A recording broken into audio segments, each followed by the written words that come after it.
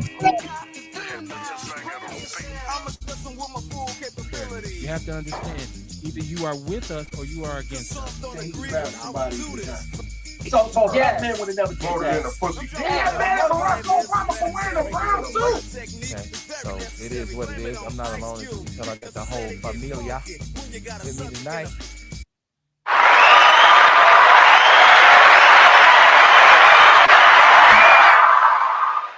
What it do, what it do, what it do on a Wednesday night hump day edition of Outlaw Radio. It's your man, 50 Grand Kevin Barnes, the mouthpiece of the movement, the militant with the microphone, aka the Negro Whisperer. Welcome to Outlaw Radio. Shout out to my man Ghetto May for the intro video for Outlaw Radio. If you need some video work done, holla at the boy Ghetto, man. The boy is talented with the video. So welcome to the show, man. I'm Outlaw Radio with Waterweight. I was actually supposed to have Robert Miranda on tonight as a guest to talk about Milwaukee and the water situation. Unfortunately, he had some technical difficulties. He could not chime in with us. I don't know what's going on. But like I say, man, we're going to make it do what it do anyways. I don't know where my co-hosts are. Shout out to Kamar Gardner and Courtney Francois. They may be joining us as we go along, but I'm going to get it started. Normally, I'm here on Mondays, Wednesdays, and for Outlaw Radio. And on Tuesdays, we actually do the Big Black Sports Show. Shout out to my co-host, Mr. Larry Perdue. We had a great show last night. Go check that out. It's all archived on my page, Kevin Barnes on Facebook, or you can find all of these shows are archived on our YouTube page, which is the People's Network, People with a Z. And I also have them in the People's News Network, which is a Facebook group. So we are right now looking for sponsors. If you have a small business or something that you want to promote, make sure you come on. And it's not something where I'm trying to get rich off of it. It's not something that I'm trying to buy a home off of, but I would like to work with you all who have small businesses to promote your business. So get with me on that with the sponsorships. You'll see that along Facebook and along Instagram and along YouTube and along Twitter and all of my social media networks. I just, like I said, I'm into doing for self. That's kind of like my main mantra. I believe as Black people, we need to build our own. We don't need to wait on anybody to do anything for us. We need to do it ourselves. So that's what I'm doing with our media. I feel like the media in Milwaukee does not represent us very well. And I aim to do something about that. And also feel like people need to be informed on how to get access to information digitally, because we live in the information age. And right now, you can pretty much find whatever you need on the internet. The internet is undefeated, as they say. So check out one of the shows, man. Tomorrow night, I'm going to be doing Outlaw Nation, which will be a situation where I just want to take calls. I want you all to call in, talk about what you want. If you want to jump on with me, I'll send you the link. We're just going to relax, man, on a Thursday and have a good time. And we're going to make sure that we represent Milwaukee to the fullest. And that's what Outlaw Nation will be all about. So make sure you tune in tomorrow night. However, whatever, it can be pop culture, it can be music, it can be arts, it can be entertainment, it can be whatever. We're going to make sure we represent the 414 like it should be represented on a national level. So make sure you tune in tomorrow night for Outlaw Nation, man. I'm looking forward to it. I do have my co-host, one of my co-hosts with me here, Miss Francois, the juice lady, just tapping in. What's going on, sis? Hey, y'all. It's the juice connoisseur, not a talker, but a doer. How y'all doing tonight? How you doing, Kev? I'm holding on like a hubcap in the fast lane. Oh, my gosh. Right. Well, got to Milwaukee. You got to hold on, goddammit. Yes. Fast lane, slow lane, any of them. Yes. So how you doing tonight? I'm all right. Okay. I have things to talk about. So that's what's up. Yeah. That's what's up. Well, we damn sure gonna talk about them tonight. And anybody out there who's tuning in, make sure you get in the chat room. My chat room is always popping. I would challenge anybody who has a platform to compare their chat room to mine. Mine's pops. But you can also call in. The number's scrolling across the bottom of the screen. Shout out to Lisa Mueller, who's in the chat room. She says hello. How you doing, sis? What's going on with you? So Miss Courtney, I know that you are an entrepreneur and you have your own kind of movement. How's that going? I know you were saying you were trying to get back on track. How's everything moving? Everything is going okay. I'm still growing things, still revamping the business, still, Okay. yeah, slowly but surely revamping and growing it and figuring all the things I need to create and add to the business. So slowly but surely, the website is still up. www.alexwellness.com. We still have juices, ginger shots, herbal supplements, tea blends. Working on shea butters. Like I said, we're implementing new things daily. It's all in the works. So yeah, but the website is always up. Always. That's what's up, man. And I would hope anybody out there who has a business is and sometimes one thing about owning a business or even starting a movement, because even like what we do here with Outlaw Radio and the People's Network, you have times where things are not going probably how you want them to go, but it's never an excuse for you to give up. Perseverance is what's going to win the day for you. Not that I need to tell anybody that or explain that to them, but I'm still going to say it, right? Like it's the Father in me that wants Got you to to. be the best you that you can possibly be. So like I said, man, if you got something that needs promoting, right now we have a bunch of social media networks that we're in contact with. We're live on Facebook, YouTube, and Twitter. I'm working on Instagram. I'm working on Spotify. I'm working on Apple Podcasts. But if you want to promote your business, hit me up. The sponsorships are very, very cheap. Like I said, I'm not trying to get rich off of it. It's just I want to work with people in the community who have ideas that maybe you can't afford iHeartRadio or you can't go to one of the television stations and afford that overhead. So get with me, man. Let's work together. Teamwork makes the dream work. Make the dream work. Yeah, all day long. 262-202-5131 Outlaw Radio in the building. Wednesday edition on the eve of Outlaw Nation tomorrow night, which is going to be hopefully off the hook. I'm depending on you all as Milwaukeeans to rep the 414, man. And let's talk about some stuff that we normally wouldn't approach here on Outlaw Radio. Of course, you see the name of the show, Water Weight, because we were supposed to have Robert Miranda, but Robert, for some reason, he just encountered all kinds of technical difficulties. I don't know if it's a situation where your iPhone doesn't want to cooperate with StreamYard or whatever. I don't know. He said he was using an iPhone. It wouldn't connect.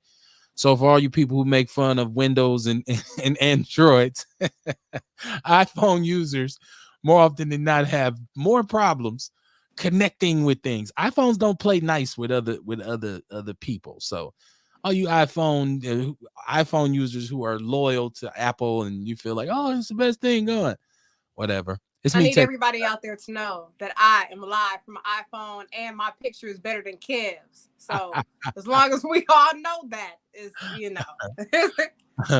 I don't know about the picture, but you damn sure live from an yes. iPhone. And I even said to him that one of my co-hosts uses an iPhone. I even said this to him, so I know that it's possible, but his wouldn't work. But He tried no. using the wrong thing because it's like if you try to put the link into like Google Chrome, it won't work. You have to put the link into the Safari. That's the only way it works. So I don't know if he's doing that, but he had to put the link into the Safari web browser Okay. for it to pop up. Okay. I mean, Yes. it's sometimes we have devices and we think we know how to operate them and we don't. And I'm not saying that that's the case. So I'll get Robert Miranda back on here sooner than later. We'll work that out, man. So shout out to Robert Miranda and Flack. Still carrying the torch and the flag for what's going on with the water in Milwaukee. If you are uninformed, you have to understand that Milwaukee has an issue with their water because of lead pipe laterals. And we have an issue with children and young people who have cognitive function issues based on the fact that they have lead poisoning. So it's something that's been kind of glossed over and swept under the rug with our current and former administration. It's something that I'm interested in seeing how Chevy will handle. I'm calling him Chevy. How Mayor, how the mayor will handle this, right? So and everybody's super critical of everything, but there are some things that they need no discussion. They need to be done yesterday, and the water is one of the issues. I'm old enough to remember when we had a serious issue with cryptosporidium here in the city. So and if you ain't old enough to remember the crypto outbreak, it's something that you need to go back and look up and Google and revisit because it was a very serious issue. And people actually perished because of it. So So go back and look that up, man, and do your necessary research. But it's Outlaw Radio, man. We don't want to spend too much time dwelling on negative. I'd like to go over some things that we're talking about locally, and I'd like to talk about some things that are the discussion on the discussion panel nationally. Courtney, you weren't here Monday for Outlaw Radio, so Nope. your presence is always missed. But we talked about some stuff on Monday that we probably will talk about again tonight. Uh, Tell me about it, Kev. Tell me.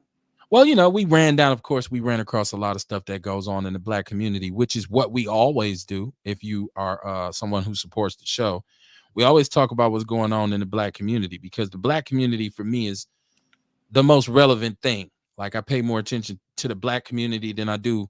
Like, people talk about all the time, well, Kev, is it all about Black people? Am I racist?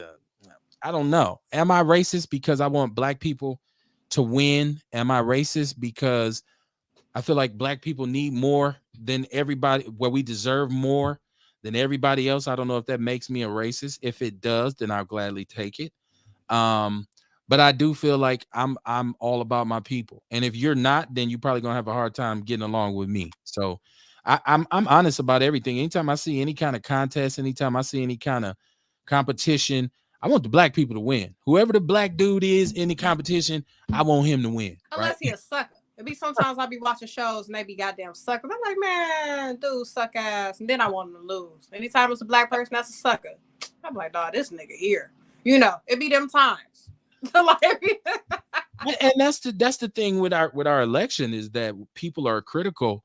And we did the show Black and White, right? Like, and I talked about, I felt like this election represented Black voters. It pitted Black voters against white voters. I felt like it was the South side against the North side. Some people may agree, some people may not, but that's the way I felt. And I felt like it was because I don't know how many Black people actually would vote for Donovan as a candidate for our mayor.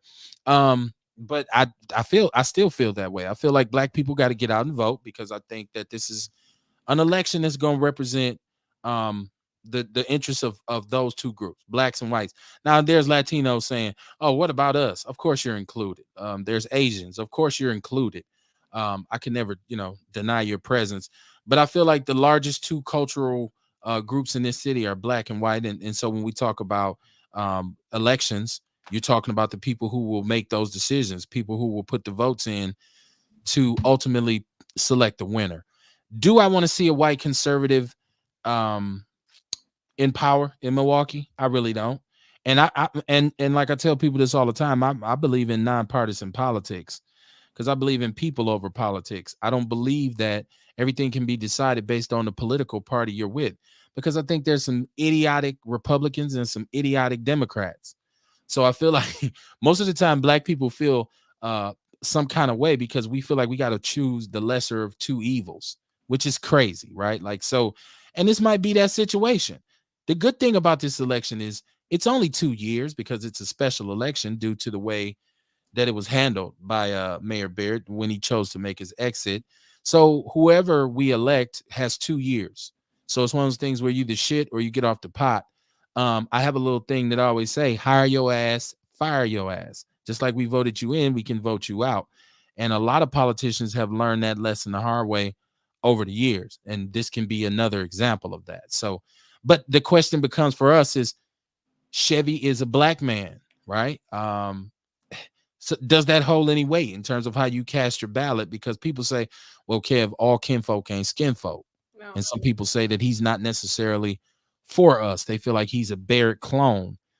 You all let me know what you think in the chat room. What you think about that, Courtney?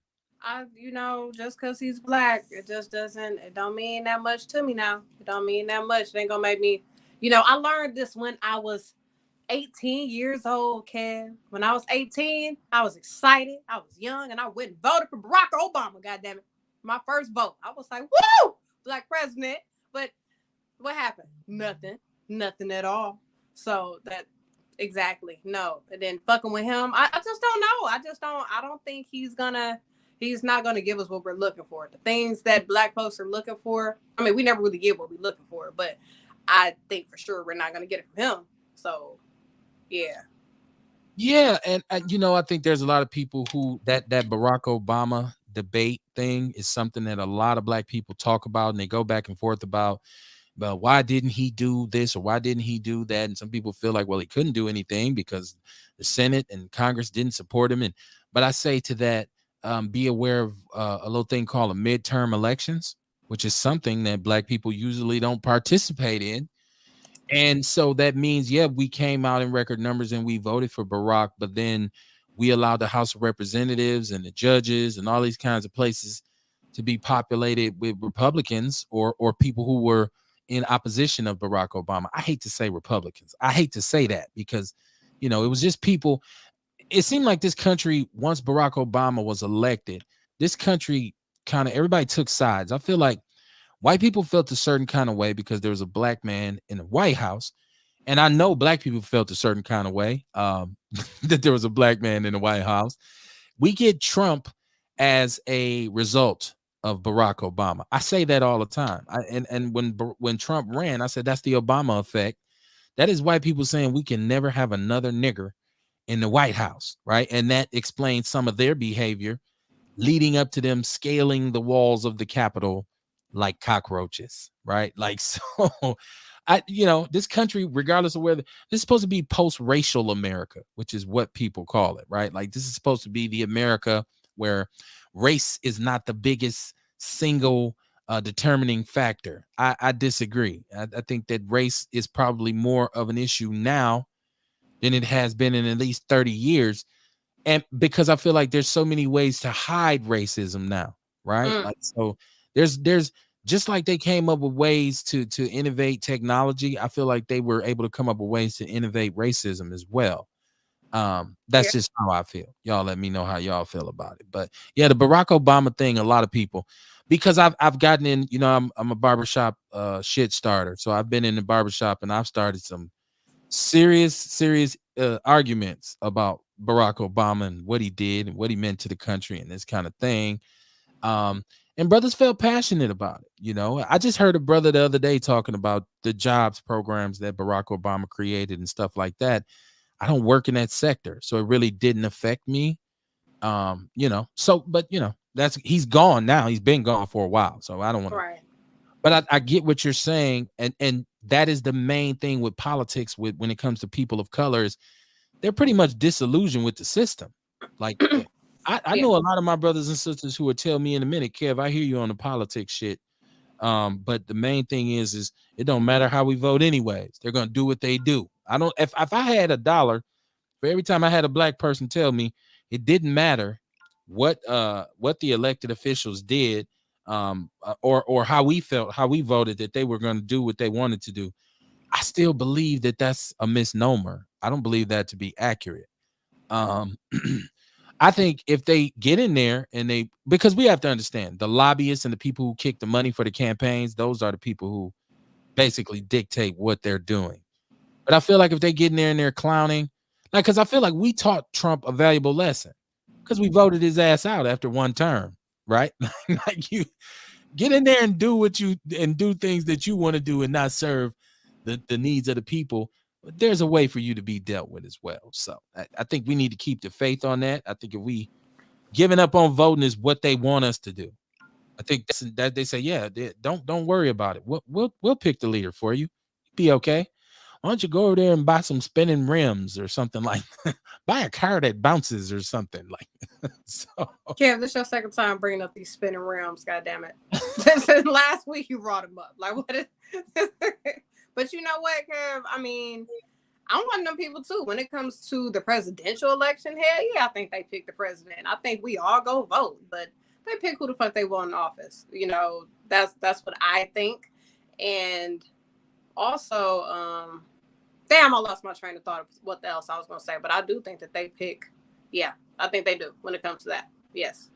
And there are a lot of people who feel that way, and due to the fact that there's this electoral college, that's really, it kind of convolutes everything. And people say, well, popular vote versus the electoral college, and I think that the electoral college was created to kind of balance out the power in this country, and it wasn't necessarily it was made up so long ago Okay, you have to understand. This is why I say all the time that, like, we update our phones, we update our computers, we update everything, but we don't update the Constitution. We don't update the Bill of Rights. We need to update these things because a lot of these laws and stuff were written and created when who had all the power? The white man. He didn't even care about white women. It was all about the white male. He created all of these laws and they put him in a position of authority. And this is why people say, well, they don't like critical race theory because it teaches that and it talks about historically how power there's been such an imbalance of power. So, we gotta update it. But I do believe the votes matter. And the only reason I say that is because there have been several elections where the black vote came in and changed the tide. With our current governor, Skippy Walker was running a hoo-ha on Wisconsin for a long time. And then black people in southeastern Wisconsin got together and put it down. So when those votes came in from down here, Madison was rocked and Skippy Walker was done. We did it with Barack Obama. I feel like to a certain degree, we just did it with Sleepy Joe because a lot of us were just, me being one of them, entirely tired of Sleepy Joe. Just had no more patience for the bullshit. I mean, I was tired of Trump. I'm sorry.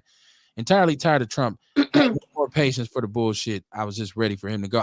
It could have been Mickey Mouse on the ballot. I would have voted for Mickey. Like I just wanted Trump's ass to be gone. Like I was a fan of Trump a little bit as far as business goes. Like, that a lot of us be sitting here now, like, man, it would have been different if Trump would have handled that. Like, it's a lot of niggas that say that now. It's like it did bring out the racist side of the world. It did bring up and bring out a lot of fucked up shit. And a lot of people, we had to focus on the things that he was saying, the stupidity and the ignorance. But as far as certain business shit being handled, I mean, I fuck with Trump.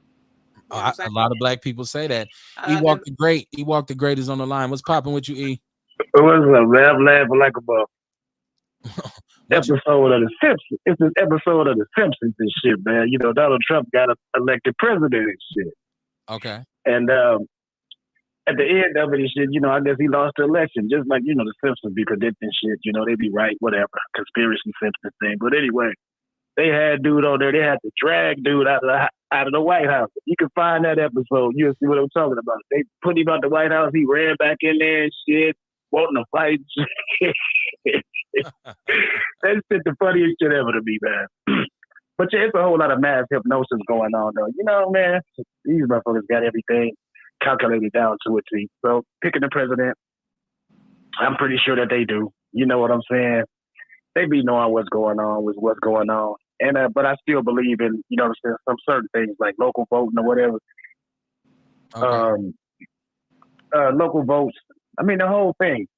See, you say your vote don't count, but it do. You know what I'm saying? Because it might don't change nothing, but it could keep it from getting worse. Because if these people keep getting elected, they're gonna start keep on taking away from you, taking away from you, taking away from you. So right now we stuck in a spot where, look, don't take nothing else away from me, and we still ain't doing nothing about it by not voting. Right. So hell, that's a fucked up situation right there. You trying to get something else not took from you. You voting for that. That's sad as hell, man. On that note, I'm gonna let y'all go, man. Ewok, peace and love. Thank you. All right. Ewok the Great out in Arizona, right? Representing old school Milwaukee style North Sider. Wherever you are, if you tune in and you want to call in, hit that line. It's across the bottom of the screen, 262-202-5131. It's Outlaw Radio, Waterweight, on a Wednesday night. Shout out to Ticey Gotzi.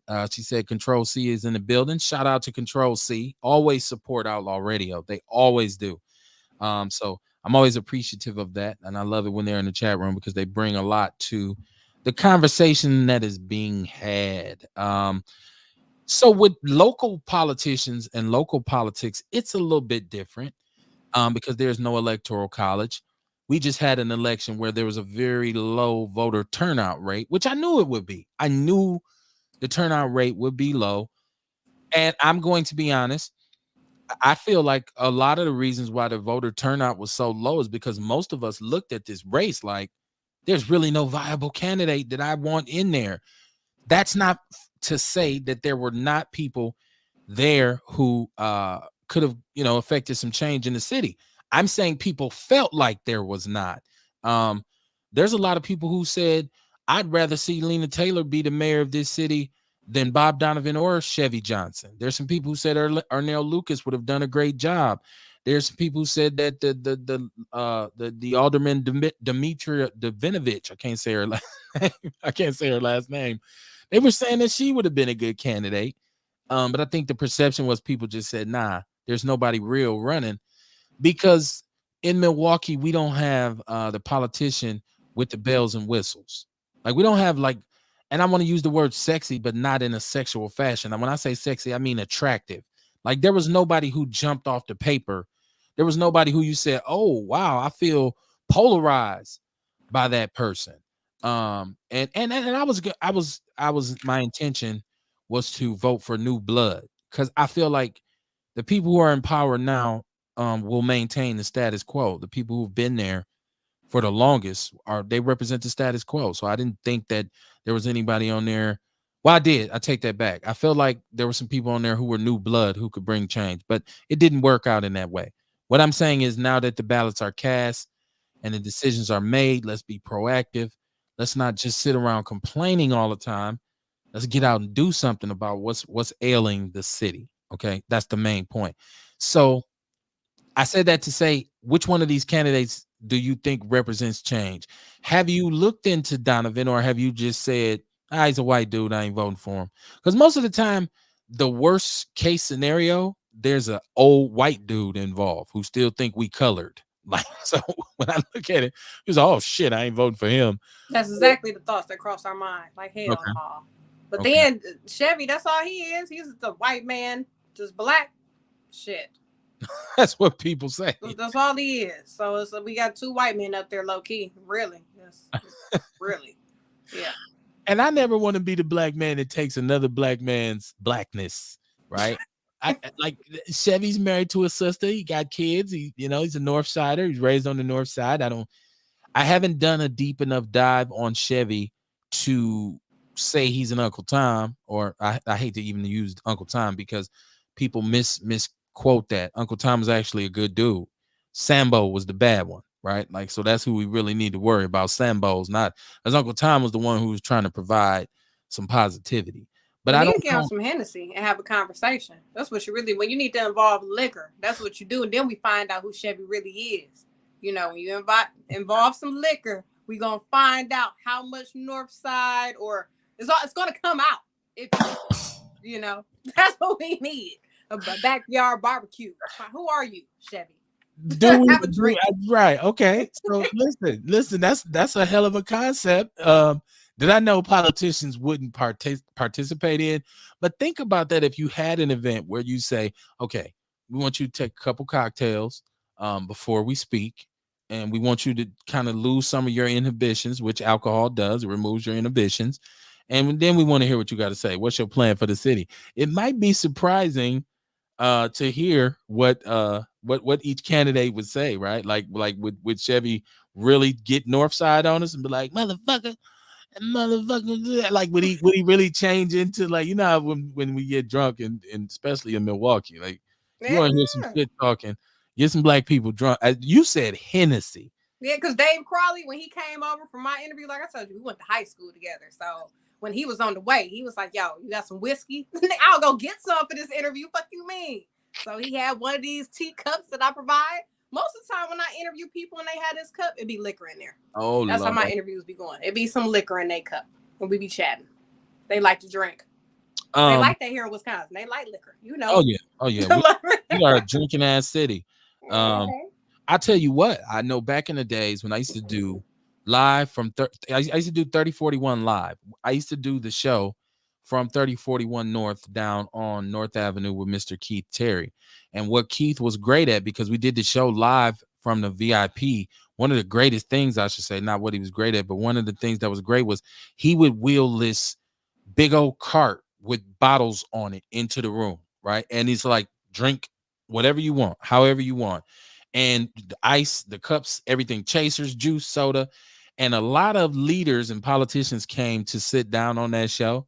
And a couple of them got just wasted, right? And to the point where I started saying, okay, let's be careful with the liquor because this person's running, and I didn't want anybody feel ambushed. But it was like drink champs before drink champs, because people be on there, yeah, and I tell you what, a motherfucker. So these motherfuckers in Right. Milwaukee. And it's like, whoa, hold on. And even I'm gonna go so far as to even tell a story about one individual who was running for office, who brought his wife to the show.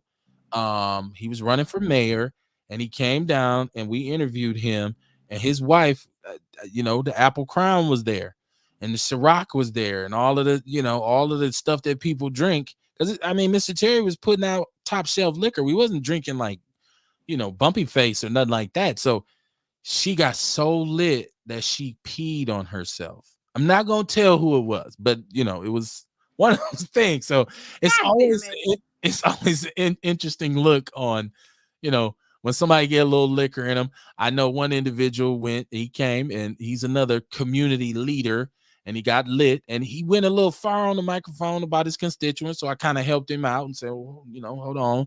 And he had to take a number 2. So he was gone for the rest of the show. So yeah, you might be on to something, Courtney. You might be on to a good idea of putting these people in and give them a little go-go juice. Yeah. Even when I did this the show down in my studio down here, a lot of times people would come, and they would have a beverage or two, and it would be a whole different show once, because liquor tends to bring out that part of you that you trying to hide, right? Kumar! Right. So we talking about liquor, Kumar. How you need to drink liquor during interviews so we can get the truth out of niggas. What's going on, my brother? Hey, what's up, y'all, man? I apologize. It's all right. Okay. It's all right. It's all good, man. It's all good. Black people always late, right? Like, so it's one of those things when you dealing with some black people, somebody gonna be late, and the first thing they're gonna say when they walk in is "my bad." Like, yeah, well, it ain't mine. Yeah, but sometimes, man, I just ran out of gas, man. You know what I'm saying? I was getting ready for the show and everything a while ago, and I sat down for a minute. Dang. Hey, that always happened to me, Kumar. I know that. I know. It don't really matter how many vegetables you eat, you still owe, bro. So I understand. We at the point now where we gotta have. Matter. Yeah, there you go. Thank you, Courtney. Naps matter. Those man. Hey, especially this age, right? Right. Yeah. And you be to the point where you a little grouchy when you ain't had your nap. It's like, what's wrong with him? Leave me the fuck alone. Right. You look over there, you say, oh shit. Naps matter for sure. Oh, baby. Right. If you got a good woman, she do that good woman thing to you, which means she just go get you a blanket and put it over you, and you wake up with a pillow and like, what the hell? Oh, you was sleeping so good, I didn't want to wake you up. It's, oh shit, I wouldn't even sleep. Right. Hey, or she wake you up like, nigga, you supposed to be on the show. Right. That too. You just gonna sleep through it? Right. Get your ass up. Right. That's depending on what woman you got, but sometimes that's what it takes.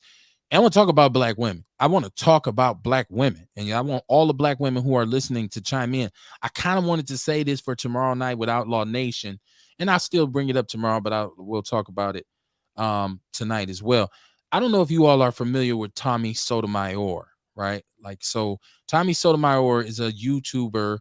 I'm a big YouTube watcher, right? Like, because I'm trying to get our channel off the ground on YouTube. So I watch a lot of YouTube. So a lot of stuff that's relevant in the YouTube world, people who don't really keep up with say, what? That shit don't mean nothing. But Tommy Sotomayor, who is, he's a YouTuber, and sometimes these YouTube cats, they'll just say some shit just to get views. They're outlandish just to get views. Tommy Sotomayor is one of those dudes who's really, really critical of black women. Nappy head, black ass bitch, you black hoes, you dark hoes. Like, this is the kind of terminology that he uses. Now, me, I'm one of those dudes where I don't appreciate nobody disrespecting a woman, right? Like, so, like, if we talking shit and you talking shit, I get it. Okay, I ain't gonna trip. But if there's a female there for you to disrespect her, I'm always gonna be like, hey man, hold on, man, just, chill out a little bit. Especially when it comes to these brothers who may have been hurt by a black woman sometimes in their life. So maybe you tried to get a chick who didn't want to be with you. Maybe you tried to get with a sister who turned you down. Maybe she wasn't focused and she chose some buster or some dude who didn't really have an upside over you, and you leave that situation feeling some kind of way. Well, I think one thing that men need to understand is dealing with women, first of all, involves the law of averages, because you're going to get so many no's before you get yeses anyways. But I don't think you should ever take it to heart because the sister she chooses not to deal with you. And then you see the dude who she's with, you say, well, I'm better than him. Why is she with him? I mean, it's her choice ultimately, right? Like, so you got to respect that. But also, I'm from the 90s with the crack game, where it was at one point, if you didn't have no bread, if you didn't have no jury, but it's certain women who felt that way. It wasn't all women. It wasn't a universal policy for women, but there were a lot of, all of us as men have stepped to some female somewhere and she shot you down. Nah. Or we had some female that we liked and she, no. And you just looked and damn, what's the deal? Look at all this. And she's like, no. So I don't think it should fuck you up for the rest of your life. And I don't think it's something that you should send you running to white women, because there's some white women who will turn your ass down too. I mean, it is what it is. So long story short, Tommy Sotomayor is on the Fresh and Fit podcast, which is something that I don't watch, but it's on YouTube. Apparently it's a pretty popular podcast. And there's a trend amongst a lot of people right now to be heavily critical of black women. There's some brothers who you talk to who swear black women fucked up the whole black community. Like they'll say black women run men off. The system has empowered sisters, so they get to the point where I don't need no man. I don't need you. There's brothers who feel like single parent black women steer their sons away from positive male role models and steer them away from their fathers. It's a thing right now. It's a thing right now. So some of that is true, indeed. Some of it is true. Some of it is true, indeed. Okay, but I believe anything that's true about women is true about men as well, because there's the narrative that a lot of brothers ain't fathers, that we're irresponsible, that we don't know how to treat our women. So some of that is true as well. That's what I'm gonna say. It's a lot of variables to it. You know what I'm saying? It's just like the whole situation our community in. It's a whole lot of variables to what's wrong with them. Mm-hmm. You know what I mean? It's a lot of variables to what's wrong with women. It's a lot of variables to what's wrong with men. Yeah. You know what I mean? And they usually offset each other. Right. And for a long time here on Outlaw Radio, we've had a thing called the 100% rule, which means there's nothing that's 100% true about any group of people, right? Like you can say all black people fill in the blank, because it's not true. Because as soon as you said, you're going to find a black person that doesn't. All Chinese people fill in the blank. As soon as you say it, you're going to meet some Chinese person who said, or I should say Asian, with my old racist ass. I'm the Chinese people. I say Asians, right? Political correctness is not spoken on Outlaw Radio. And we used to do our disclaimer all the time, which was the opinions expressed on Outlaw Radio the opinions expressed on Outlaw Radio are solely the opinions of the motherfucker who said it. Know who to be mad at. Right. So if Kamar said it, be mad at him. If I said it, I'll stand on it. And if Courtney said it, holler at her. Because we can argue about it. You know I'm down. Hey, I'm stand on it too. Right. So the main thing was Sotomayor was insulting like he normally is, and he insulted his sister, and she got up and basically hit him and fired off on him a couple times. Bong bong. He went crazy. You got to watch it. I should have had the footage, but I'm a little bit concerned about fair use right now. So I got to figure out what we can actually share on our platform, because I don't want to get flagged. Facebook is already notoriously Facebook be on my ass like they Roscoe Pico train, and I'm a dude. Is it okay if it's already on the internet? I don't know. It's some research I have to do. I have to research it. I have to look it up. I don't know. So this footage is out there though, so you can find it. You can find the footage. So this black woman, she hits him, and so the debate came then on which side you were on. If you felt like, oh well, he should have punched her in her face, or oh she was out of order, or you know, and women always saying men shouldn't touch women, but when women do that, are they? Okay, so here's the thing for me, and I'll get my co-host take on it. I feel like this.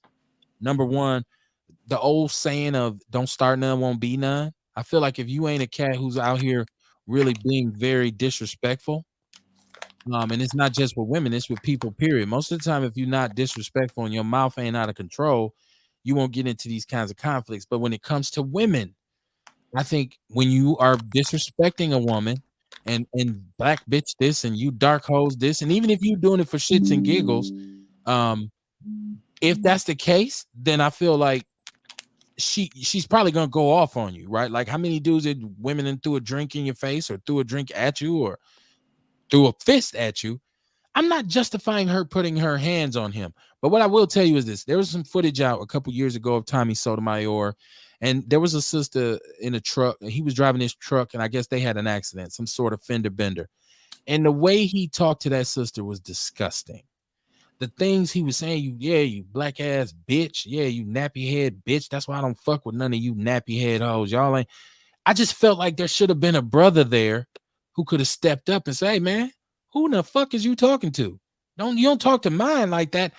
I've had this situation when I've been out with my wife where and this mine has been unfortunately with white men where they may not see me or maybe they see me, but they feel like they want to say something. Get the fuck out, yeah, move. And I'm always like, hold on, before you pull off, let me tell this motherfucker something. Because it's a man in the car right here. And you can get hands and feet put on you. So I felt like Tommy Sotomayor had that coming. I'm not saying what the sister did was right. I'm just saying I felt like his continuous disrespect of black women and his and he has a baby by a sister and he's going through the child support thing. So he's extra pissed about it and extra bitter about it. So, and I don't know if that's the cause of, why he rides on black women the way he does, but he does it. Him and Kevin Samuel created this kind of lane where, hey, let's shit on black women. Let's tell them what's wrong with them. Like, let's tell them why everything that's messed up in our community is bad. So, what y'all think about Tommy Sotomayor? Fuck Tommy. I mean, Well, I mean, he got. Oh, I'm sorry, Courtney. Go ahead. Yeah, I know it's black men. I know that if it's a woman standing there talking too crazy out of her mouth and talking too much shit, they'll fuck around and punch her boyfriend or her husband in the shit or whatever man is with her because of how she is talking crazily. So I'm sure somebody would have whooped his ass if she would have had somebody with her. But yeah, I mean, you can't be putting your hands on me. It's a lot of times I want to put my hands on men, but at the same time, I'll be like, well, this is a man. He could easily just, knock me out. You gotta think about these things now. But yeah, it's kind of tricky. But you can't be putting your hands on people and shit. You can't. Even though we want to. You gotta send somebody to go catch them later. Or you gotta think it out, plan it out. You can't just act. No. No doubt. I agree totally. Keep your hands in. Like, you gotta plan it out. You gotta come get your get back somehow. Well, I don't think nobody has the right to put their hands on nobody. You know what I'm saying? Unless you're defending yourself. That's it. You know what I mean? Bottom line, we do have to learn how to keep our emotions in check, whether you're a man or a woman. You know what I mean? Because, like I say, it ain't right for you to touch nobody. Right. And I also believe, and I'll say this, I'm happy that not every woman I ever approached said yes. Like, sometimes what you want ain't what you need. You know what I mean? Like, I don't think it's supposed to be. I don't think this thing is set up for you to every time, every girl, every woman you approach is, take it, get it. I feel like you learn lessons a lot about yourself and how you live your life by the people who you bring in your life. So that means sometimes your eye sees something and you say, oh, I want that, right? But in reality, this person may be a wounded individual who's toxic, who will bring so much negativity into your life that it would just kind of knock you off track. And, I think sometimes you go into some, like, especially for men, because men are really heavily visual. So if it looks good, we'll look and say, oh, shit, she fine. I want her. You don't know if she, you know, Hey, you don't know anything about. I think it's also like it's like the animal kingdom. Like you figure how an animal learn how to hunt, right? Okay, Okay. Well, a young man is supposed to grow up, learn how to talk to a woman. Until he get it right, he can't get a woman. You okay, dig what I'm saying? So it's supposed to be some disappointment. It's supposed to be some rejection until you learn how to do it. Until you learn how to talk to a woman. Until you learn how to treat a woman. Until you know what I'm saying? You're gonna get some rejection. So it's like you have to expect that growing up because you ain't nobody perfect. And that's why you're getting rejected usually is because of some kind of flaw. Your conversation may not be right. Maybe you ain't got your shit together. You know what I'm saying in your life. I right. mean, maybe your mindset fucked up, but it's always a reason why you're getting rejected. You know what I mean? So you have to take those notes and go back to the drawing board, get that shit together.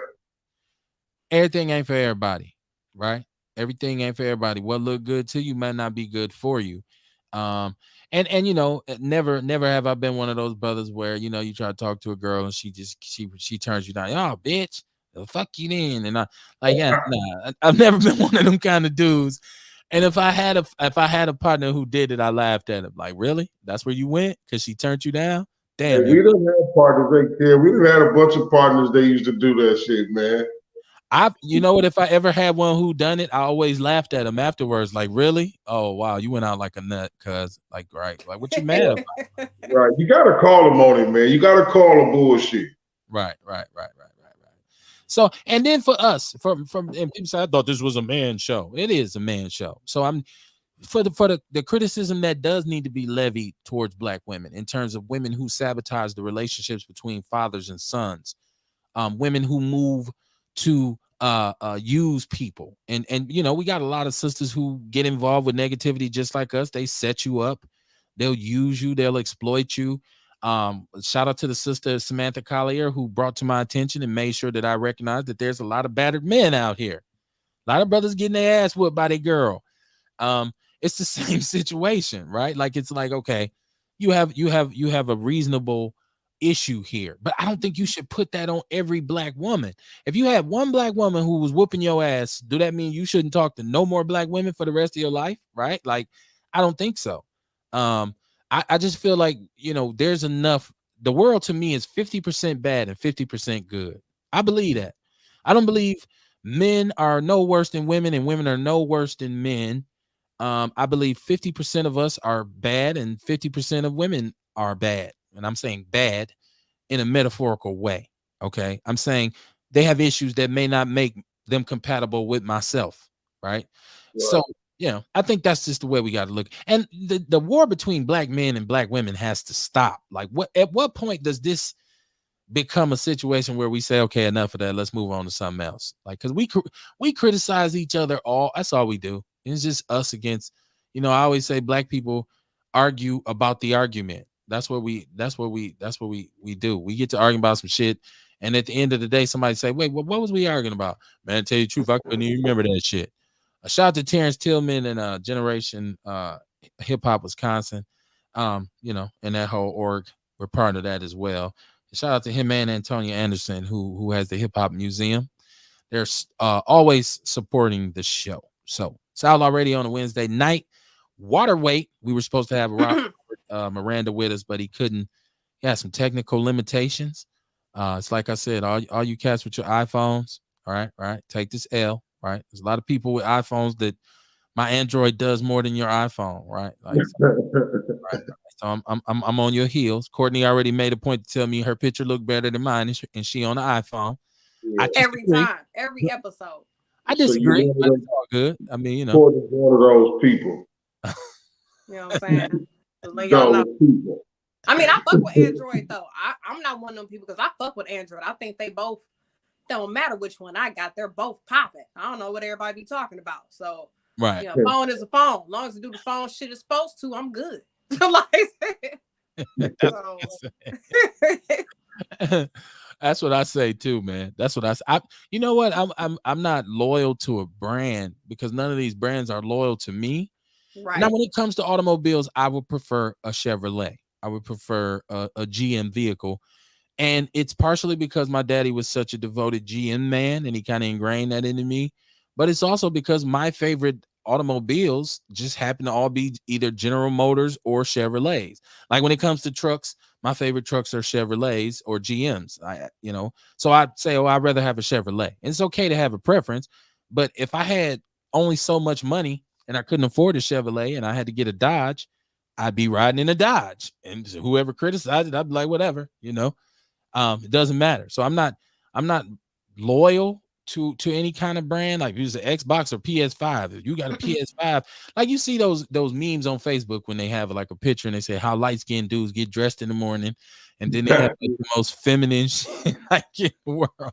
People say, Hey, I got a couple homies, man. One of them light skinned, one of them dark skinned. They always shooting at each other, dog.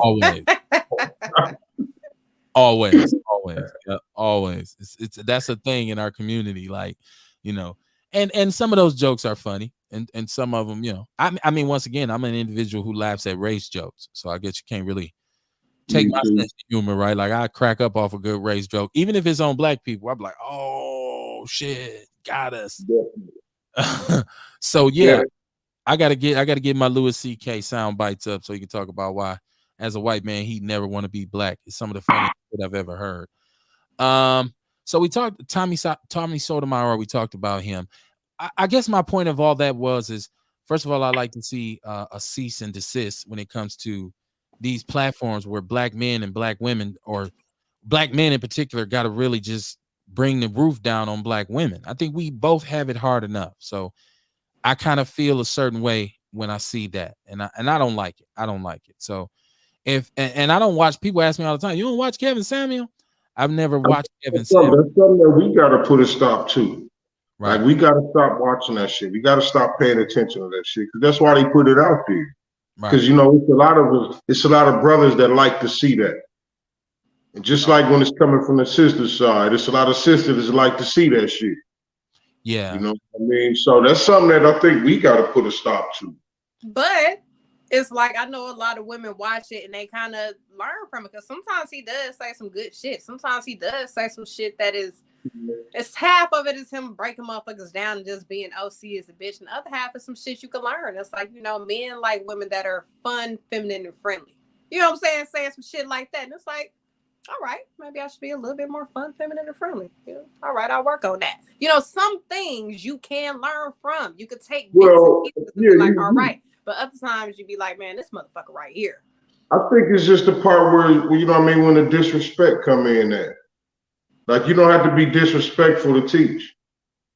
Right. I want to know, first of all, I didn't get his brother permission to speak for me. So I don't know why he gets to speak for all of us. I don't know why women he should speaks be for the high value man. Right. Which is some shit he made up, right? Like, I don't know. Whatever. I've watched him demean. I watched him demean some brothers, especially one brother. He really went in on his brother to the point where he asked the brother, like, did he have a big penis? And the brother was like, he said, yeah, you got. The conversation became like this. Trying to find out why the girl didn't like him or some shit. Yeah. The brother wasn't tall. He was fat, and I guess, according to, and I'm talking about Kevin Samuel, not Tommy Sotomayor. Yeah. I'm talking about Kevin Samuel. Erica Ville said I guess she's referring to Tommy Sotomayor. Let me put up what she said. I read this. Could be talking about goddamn Kevin Samuel. A lot of people feel like that about Kevin Samuel, that he's a woman basher and don't like black women. So. She said he's a woman basher. He don't like black women. I just like to give people shine. That's where a lot of that comes from too. You know what I mean? It can come from that too. You know what? An old head told me one time, like, the fact of the matter is, when we were younger, some of us just didn't have good luck with ladies, right? They just wasn't blessed enough to have positive interaction with women. So some brothers who were young and was trying to get some girls and they couldn't. While other brothers was pretty good with the ladies, and some brothers take that with them, and say, hey, well, they like, I don't feel like I need to take the time to sit down and talk about who's a high value man, who's a high value woman. That's not my lane though, because he probably look at what I'm doing and say that's bullshit. Who cares about what he's talking about? So we can slap 5 on that. I just feel like, once again, you don't represent me. You don't know what I like in a woman or what I would want in a woman. I mean, I think I'm older than him. So I never signed off on nothing and said, "Hey, this brother represents for us." Like, so brothers like that usually just And bump. it's all subjective. All that shit's subjective anyway. Like, what's a good woman? What's a good man? It's all subjective to the Exactly. individual. Right. You know what I Exactly. mean? A good woman to me may not be a good woman to Kevin. Right. Right. You know what I'm saying? So that's all subjective anyway. And ain't that the beauty of life, right? The freedom Yeah. of choice, right? So we should know that. So, but it's Outlaw Radio, man. It's water weight on a Wednesday night. It's what we do. We are man, damn, almost halfway through the show. An hour in. This shit go by so fast. I guess I just love talking too much. Like I start talking, it'd be like 7 o'clock. I look up, it'd be 10 and shit. I'm like, damn, did I let anybody else talk? That's what I do on Outlaw Radio. Make sure y'all tune in tomorrow night for Outlaw Nation.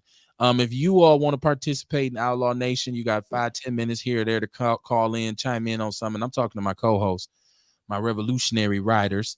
If y'all want to chime in, feel free. I want you all, you doing this little Outlaw Nation. You didn't ask us. Remember on Ray when he did Georgia and the dude on heroin was scratching his arm, like, what about us? Right. I want nobody to be like that. Shit.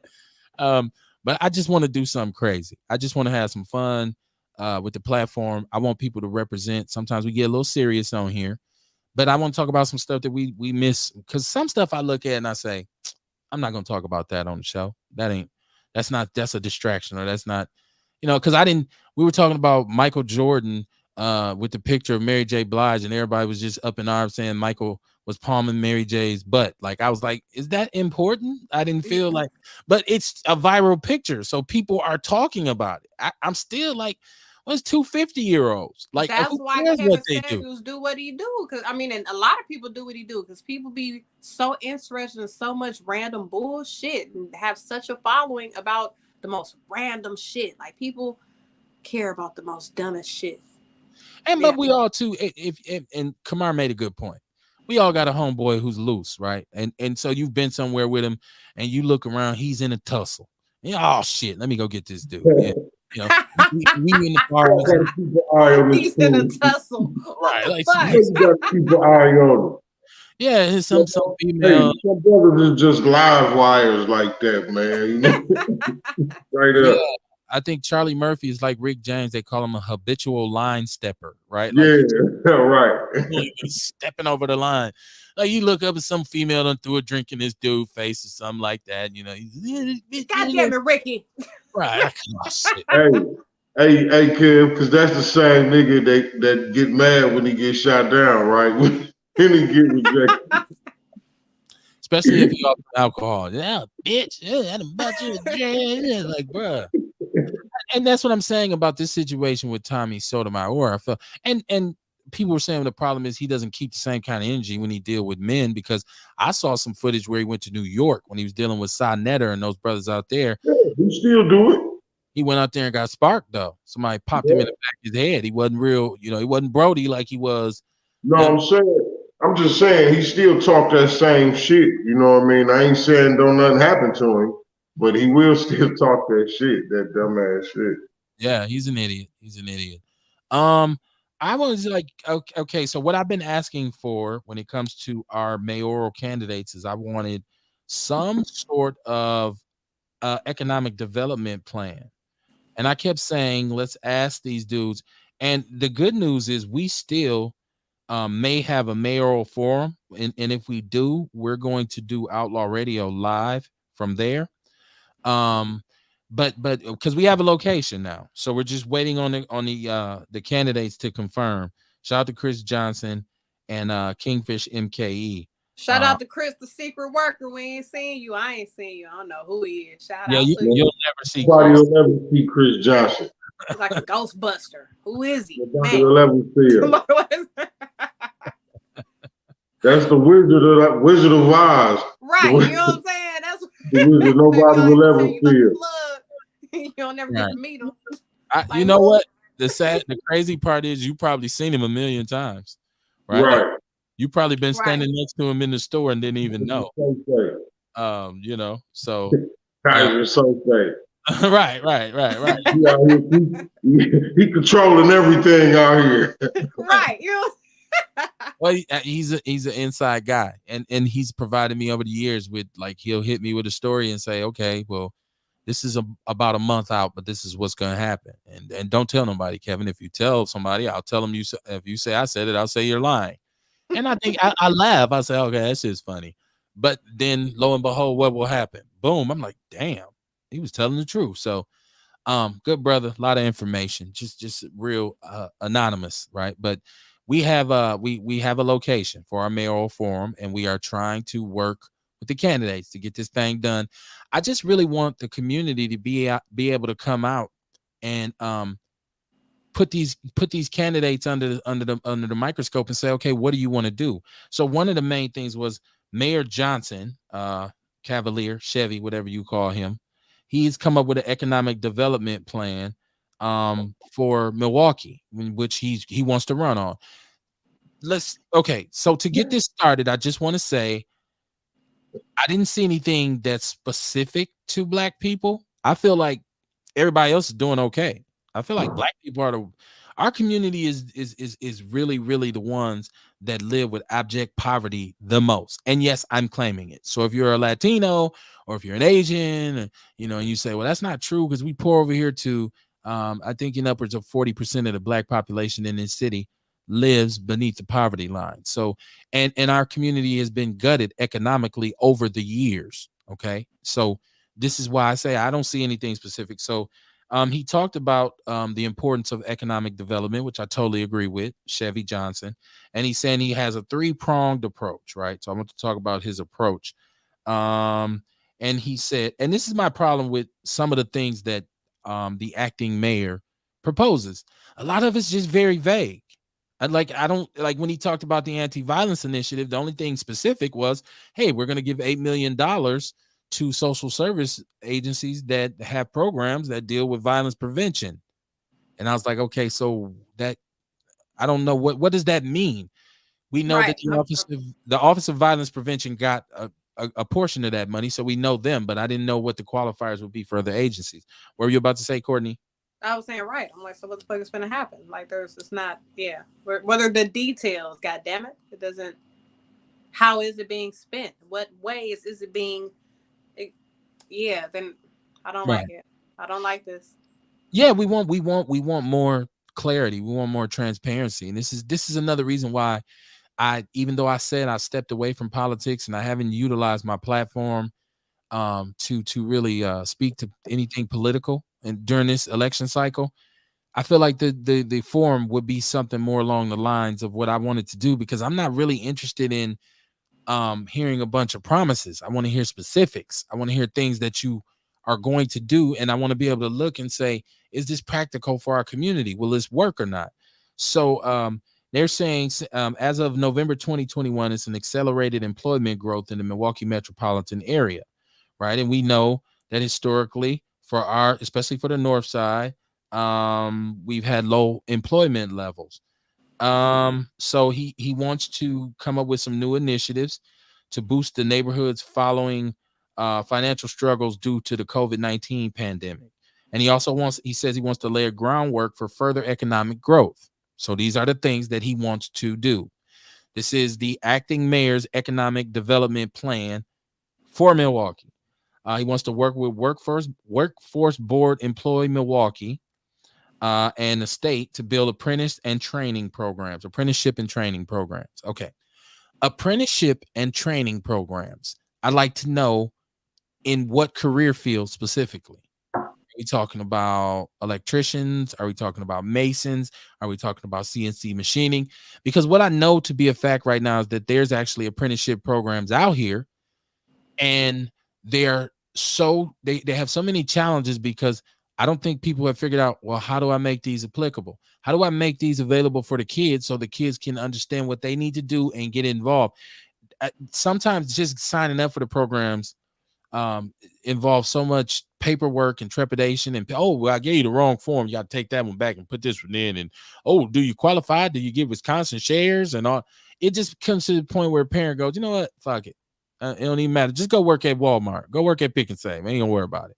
So what are we talking about here? And I'm pretty sure if you work for Employer Milwaukee, which I used to work for, or or you're a person who's into workforce development, which I have done, you have specifics because I'm sure you've been informed of potential programs that may come down the pipe for you. But if you know that and you're in the chat room, chime in. If you know that and you see the phone number, chime in. That's why I tell people share the show, because we never know who we can touch. And sometimes people out there have more answers than we have. He says he wants to champion transitional job placements and partnerships with employees who are facing labor shortage, which means, I guess, if your job is about to go out of business or move to another state and you're not going with them, he wants to ease the transition into you finding another job that would provide equal pay and equal benefits. This is my guess as to what he means, which in itself is not bad because we know here things go out all the time. You know, hotels closed. The pandemic wrecked a lot of traditional businesses that we thought would never go away, right? Like I remember as a kid, I never thought that Kmart would go out, right? And that's not like a big job provider, but I'm just saying, I never thought Kmart would go out of business, or Boston Store, or I'm gonna take you all the way back. Gimbals. Like, you got to be of a certain age if you know, in my age group, to remember Gimbals. I don't know about no Gimbals. Oh Lord. Okay, so see, I mean, even now, Sears, is Sears gone? I never thought Kohl's food store would go out of business, right? Like, I grew up going to Kohl's. I never thought one day Kohl's department store is gone. So, but there's large factories that have been here, large industrialized employers that have come and gone too. So people have lost their jobs. I know that the hospitality industry took a tremendous hit during the pandemic, and a lot of people were laid off or put on leave. So he wants transitional jobs. What would those transitional jobs look like? So if I was in CNC machining and this was the only place that was here and the next one is 3 hours away, what is the transition process? Are you going to assist me with transportation? Are you talking about vouchers? Are you talking about training programs that they will now have the subsidies to implement? I'd like to know. I'd like for you to be a little bit more specific. Yeah,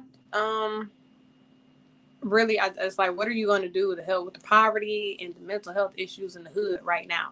You know, that's who really need. What are you going to do about these things right now? And even programs like W-2, you know, W-2, you really be working a full-fledged job to get a $652 check a month. It's like they're going to have you go work at a factory. They're going to have you go work somewhere just to get this check, when really, motherfucker, just give me a job then. Shit. Right. Yeah, Milwaukee has a thing called a working poor, in which you have a lot of people who work 2 jobs here and they still live below the poverty line, right? Like, so this is a complicated situation, and I'm not mad at him for trying to roll something out. I'm hoping this is because the precedence that's set is Mayor Barrett laid out a lot of things that never came to fruition.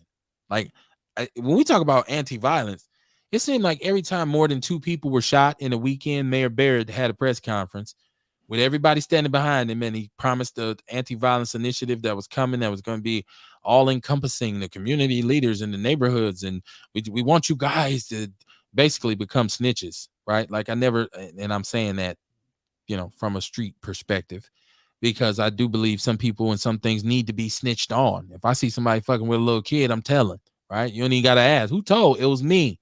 What you touching on the little girls for? Get your ass to jail, right? If I see you beating on your girl, you know, as opposed to me, you know, I know my sister said, you know, jump in and protect. I'm like, okay, I'm gonna protect you by maybe making a phone call for you, calling the police, as opposed to jumping in, taking some of the blows for you. I don't know, but so Right.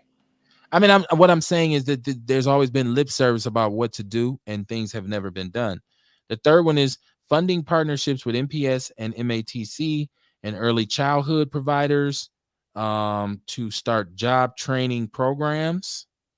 Okay, so let's talk about that a little bit, because if you I used to work at MATC, okay, and so I can tell you MATC has more vocational programs than you probably are aware of. I remember at one point we had a welding program for youngsters, and it was free for them to sign up. All they had to do was sign up, and the attendance and the admissions into the program was so low that they just packed it up on the north side and sent it to the south side. But Milwaukee MATC has a lot of vocational programs, and MPS has the kids. They said that they wanted to. Okay, so they wanted to utilize the money from the American Rescue Plan in order to help and develop support uh, and credentialed and community connected teachers. Okay, so basically they want to use some of the American Rescue Plan money to empower teachers who have their certifications and whatnot, and people who work in the community to create programs so that they can, I guess, do training. This is my guess with this. This is one that's really vague. Help develop and support credentialed and community connected teachers. How is that economic development? That's not explained to me. Partner with the Community Development Alliance to make sure there's affordable and dignified housing, as well as creating more accessible pathways for residents of color looking to own their own homes. This is a good one. I feel like we have this thing here in Milwaukee called income deprived, where a large percentage of your income goes to you basically paying your rent, right? So it's hard to get over. Yeah. And a lot of us as brothers and sisters, we pay $1,000 or better per month in rent. So that means you could pay a mortgage.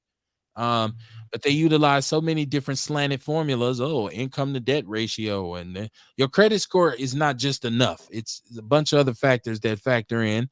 And I feel like there should be some concessions made for some of brothers and sisters to be able to purchase property. So I think that's a good one. But once again, we're talking about economic development. You have to have the money to buy a house.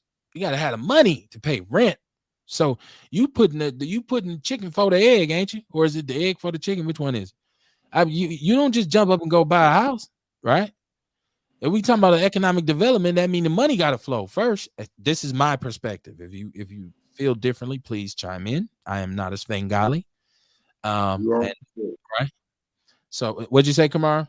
Yeah, you're correct. Add up to me. Right. Okay. I just want to make sure we all here. Let's see what else we got. We got connect local contractors with more city infrastructure projects. Okay. You want to connect contractors to more infrastructure projects.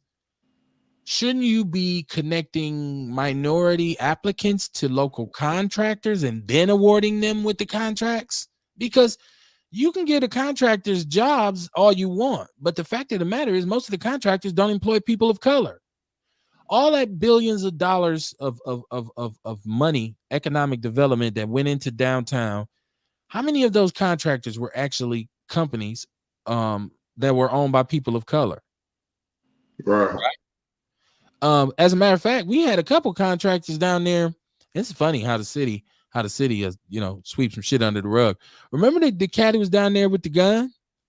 And he was supposedly a construction worker, but he ended up like they had all these workers walking around with guns on their sides down there. Like, yeah, I remember that. Yeah. What was that about? That got swept up under the rug quick. Then there's even had some white power shit on the truck. Yeah. These the contractors you want to give more contracts to? This who you want to rebuild the infrastructure? Once again, my brother, I'm looking for. Is specificity a word? Somebody let me know a specificity. I said specificity. That's I'm looking for more specificity. Yeah, we do what we want to do. Erica Veal said they should teach that in school instead of Hitler, right?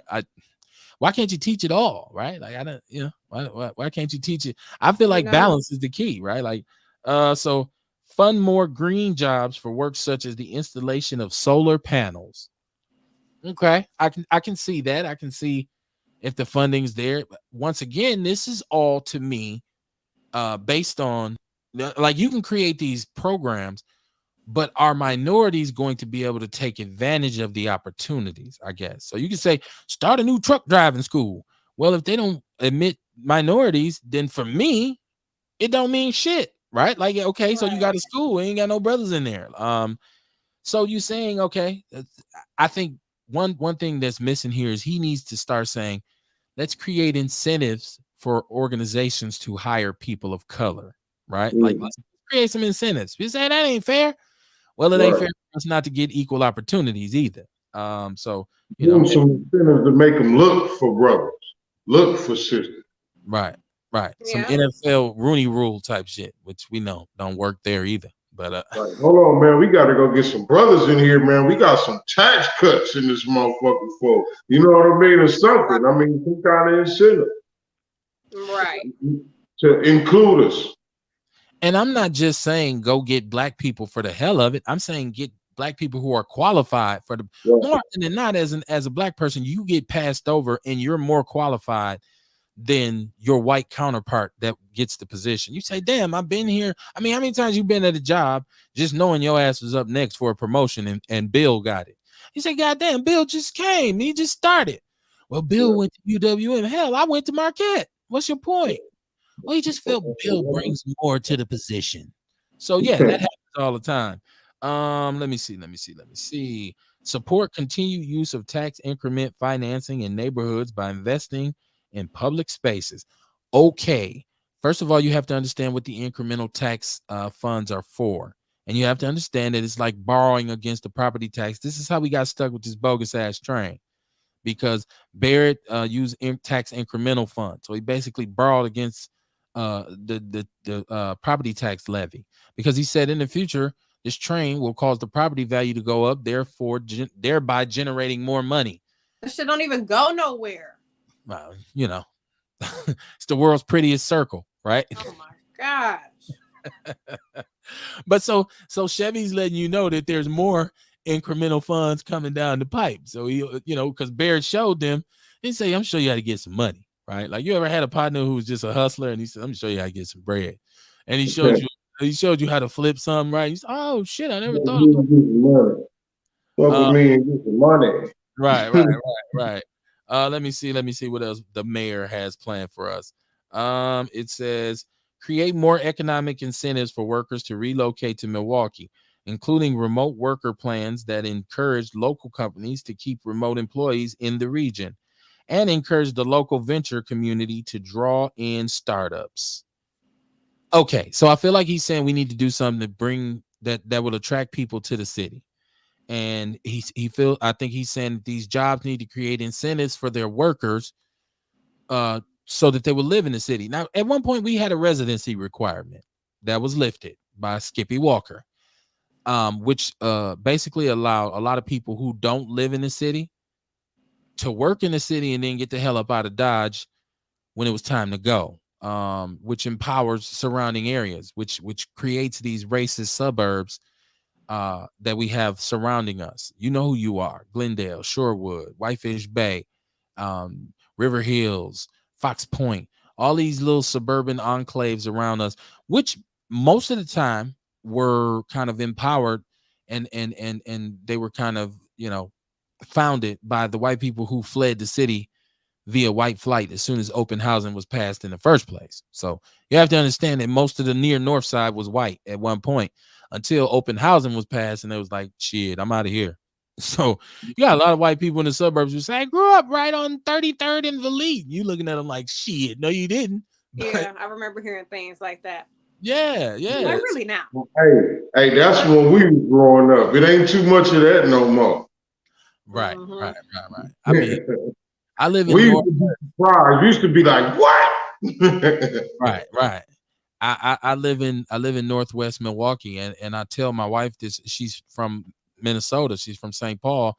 So I tell her all the time, like, even where we live right here, right now, when I was young, there were very few black people in this area. And she's like, "Well, it's not far from where you grew up." I'm like, "Yeah, that's how Right. segregated this city is." And it was worse.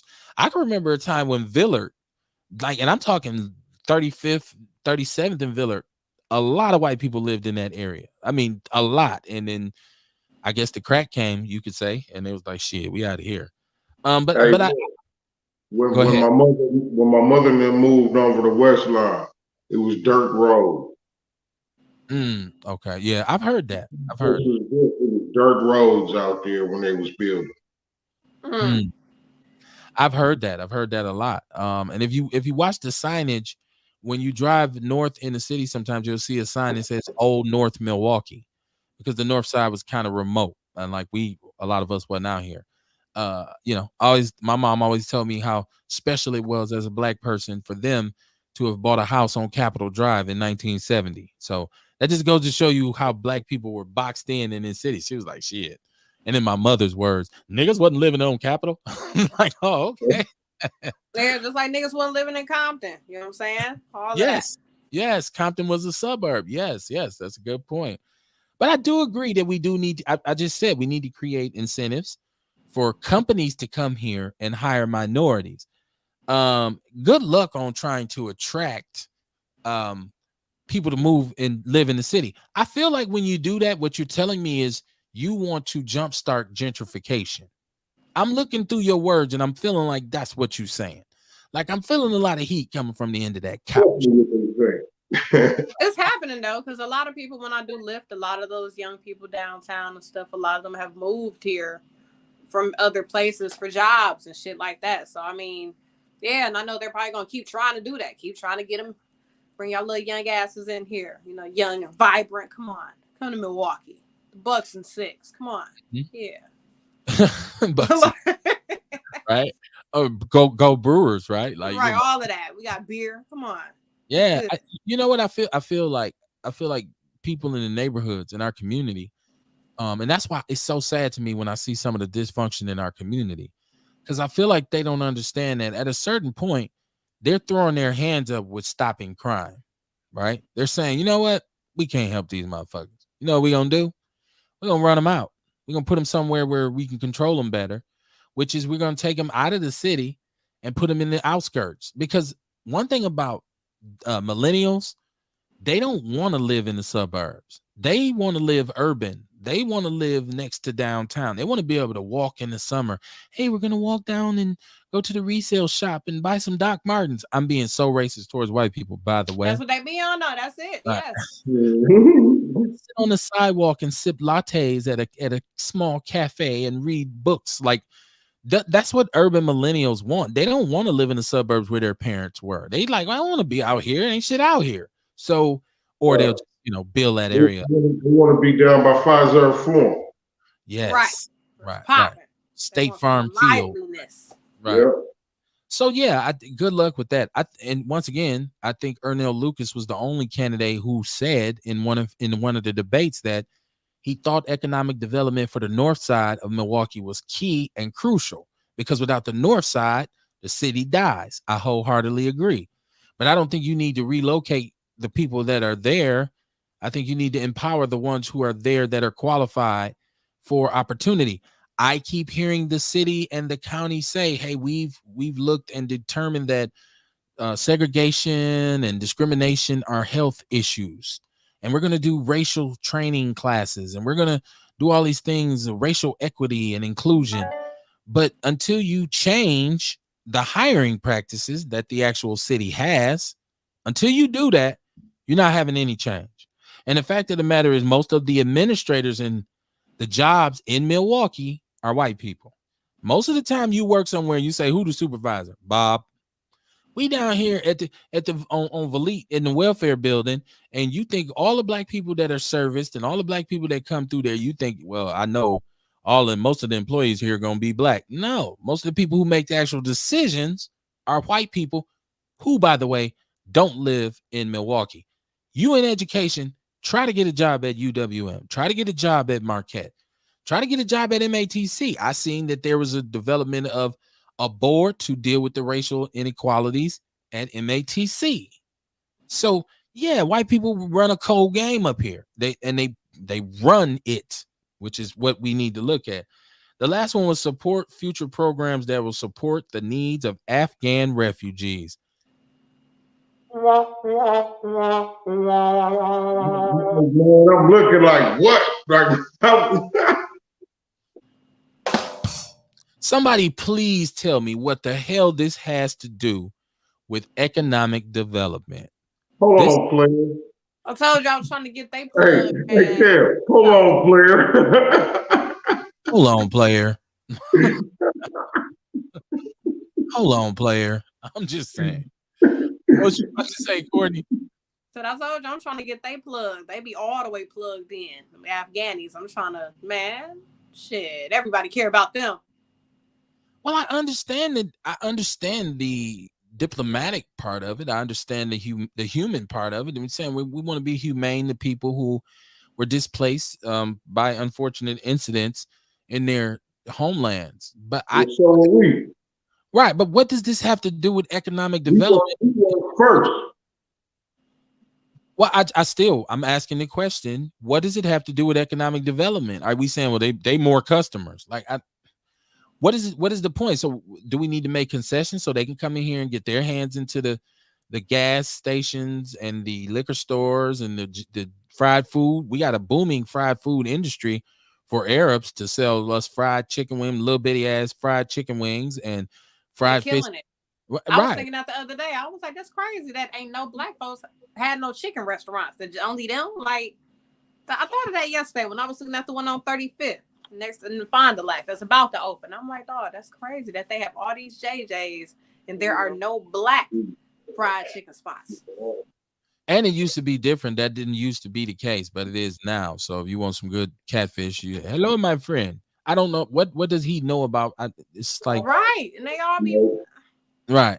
It's like it's just crazy. so ass backwards. So I don't know. When I look at this plan, I look at this plan and I say, was this something that you and Mayor Barrett was working on before he decided to leave? And you that just was Mayor Barrett plan. right. That's He the gave it to problem. him. This That is was a conversation they had. He gave it to him. He said, "Here, hold on to this. It was a conversation they had. This Right, help you out. you want to win? Read this shit if you want to win. Right? Like Right, that's his plan. That's the problem a lot of people have with Mayor Johnson is that they feel like he just really has no vision for the city and in particular for the black community. I'm sure there are some black people who support him. I'd love to have them on. If you feel like you support him or you understand his matters or I'm sorry, his policies, chime in. I'm not because once again, I don't tell you how to think. I just tell you to think. That is all we ask of you. So we got there's some development now that I feel like the Bronzeville district, and if you don't know what Bronzeville is, you have to understand because we talked about those segregated days when black people really couldn't live past, I guess Walnut was the parameters from what my mom told me. Well, hey, I'm sorry, kid, but that's during the time I was talking about when I told you about my mother and them moving out the West Line because they was actually from Bronzeville. So when they moved out the West Line, like I say, it was just building up, and they was just letting black people move from out of that area. Okay. Yeah, and so Bronzeville represents the area where even the black entertainers couldn't stay in the white hotels. They couldn't really use the white establishment. And once again, this represents a time when it was us, when we had us. They say, oh, they won't let you in their shit. Don't worry about it. We got our own. They don't want you in a restaurant. Don't worry about it. We got our own.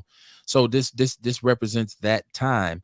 And so I feel like right now with the problems that we have, like we talked about ARJs losing their license on Monday. We talked about how we feel because obviously the community has some issues, and by this business being in the community, they are recipients of some of the issues, and some people say they're the cause of some of the issues. Who lost the cab? Oasis?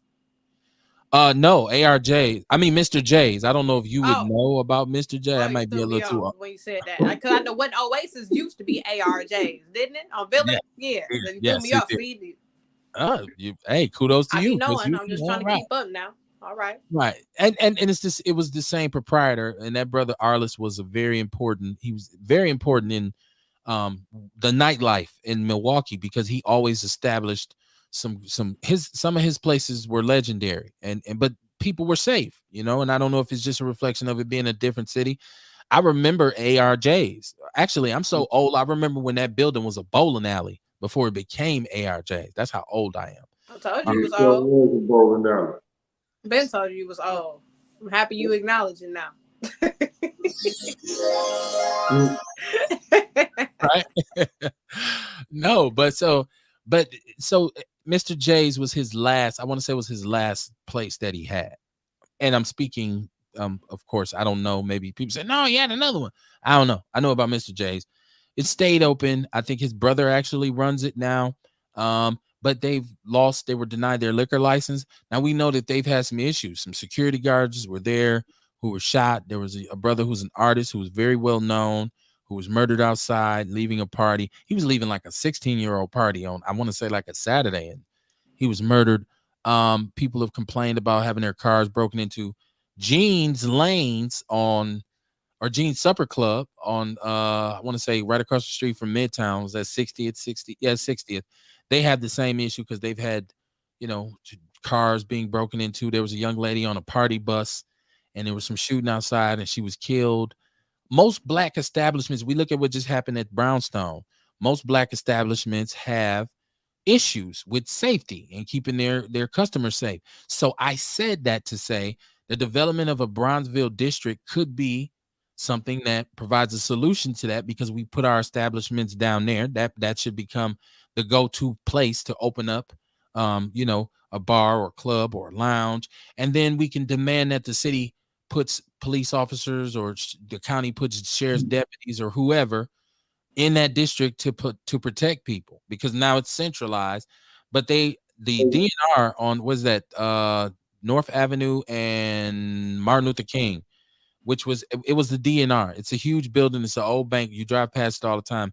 So now they have approved they're going to sell it, and they want to develop into this multicultural art center for people of color, and this is supposed to be the centerpiece for Bronzeville. So I'm all for the development of Bronzeville. I think it could be a positive thing, but I think it has to be done right. So I don't know Yeah. what you think about. Okay, hey, we touched on this before. We was talking about ARJs, right? I Right. think a big part of it is, he screened his crowd and made a name for that. Like, he was known, like, if you wasn't over 30, you knew not to come there. That's true. You know what I'm saying? So, like, we have to take part too, you know what I'm saying, in screening the type of people who we allow in these type of establishments. It's almost like it's a responsibility to be able to go out, Right. or it should be. Right. You know what I mean? It should be a responsibility to be able to go out. Like, it should be a privilege to be able to go out. You should have earned that right now.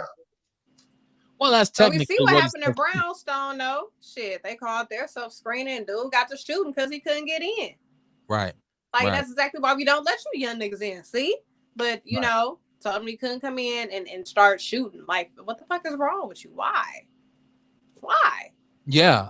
And once again, so Kamar and myself asked the question on Monday night, where are we going? Like, what's the solution to this? Because I feel like as an adult, if you work all week, you earn your paper, you're a responsible adult, you should have the ability to go out on the weekend and have a good time. If you like to dance, if you like to hear live music, if you just want to go somewhere, take your lady, or ladies want to take their man, sit down, have a drink, and have a good time, I think you deserve that. But the problem is there's so much violence, and we can't just put it on hip hop clubs, right?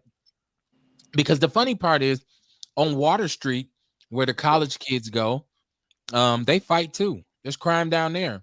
I read all the time on a Monday morning where somebody went, got drunk, and jumped in the river. They just found a body in the river down there. So if they can provide it on that side, why can't they provide it on ours?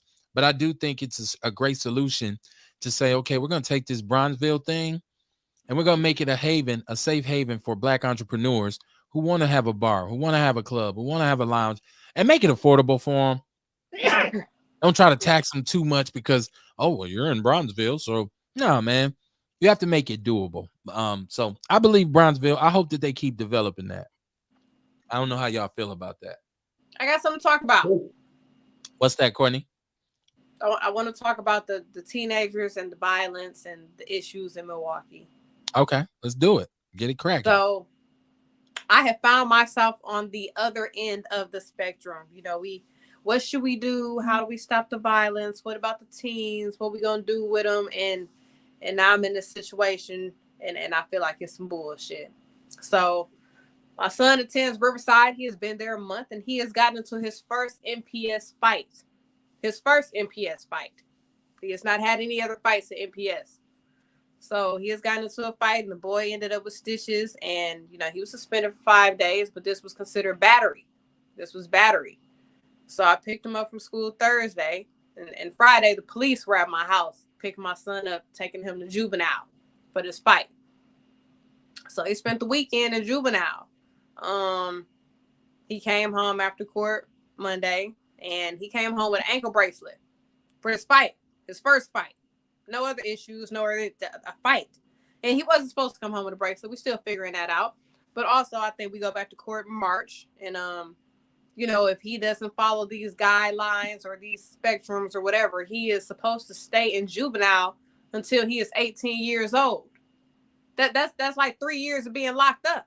That, like, if we were us being adults, don't even get motherfucking time like that for a fucking fight.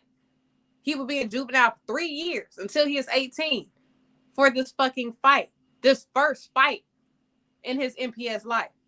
So it's like, what the fuck is they doing? We got kids stealing cars and doing all this other shit, and nothing is really happening. Whereas my son got into his first fight, and y'all trying to make him a motherfucking felon. He had to give a DNA sample, all types of shit at 14. Okay. Kids with whole careers of fighting in school and shit. You know, I've seen people get mollywopped in my day, and no one became a felon or got arrested, or, you know, people was getting their ass whooped. And this is, I don't know. I don't know how I'm supposed to feel. This makes me very angry. Like I said, now I'm on the other spectrum. It'd be different if I had a kid that was out here really doing some shit, you know, fucking up. But like, fam, this is your first time getting in trouble in the school system, and this is like, what the fuck? Okay, so they're okay. I want to get his charges. So they're charging him with battery, right? Yeah. Okay. So was the other individual involved, I'm assuming, was another student, correct? Yes. So did this student suffer some really crucial damage? Like, was it, you know, for a concussion and 8 stitches? Okay. So it was pretty much an ass whooping that he just put down. Okay, let me check. He got jumped. Okay. There we go. So let's not make it seem like it was just, you know, he definitely got jumped. It started off with like him and my son, and then some other kids jumped in. But it was real quick. It was maybe like, I'm gonna say about 10-second fight from the video. It was about 10 seconds. Not very long, about 10, 15. That was it. Okay. And so basically, now, do you know whether or not this other individual is pressing charges? Did they decide, his family, him or her? I'm saying that because I don't know.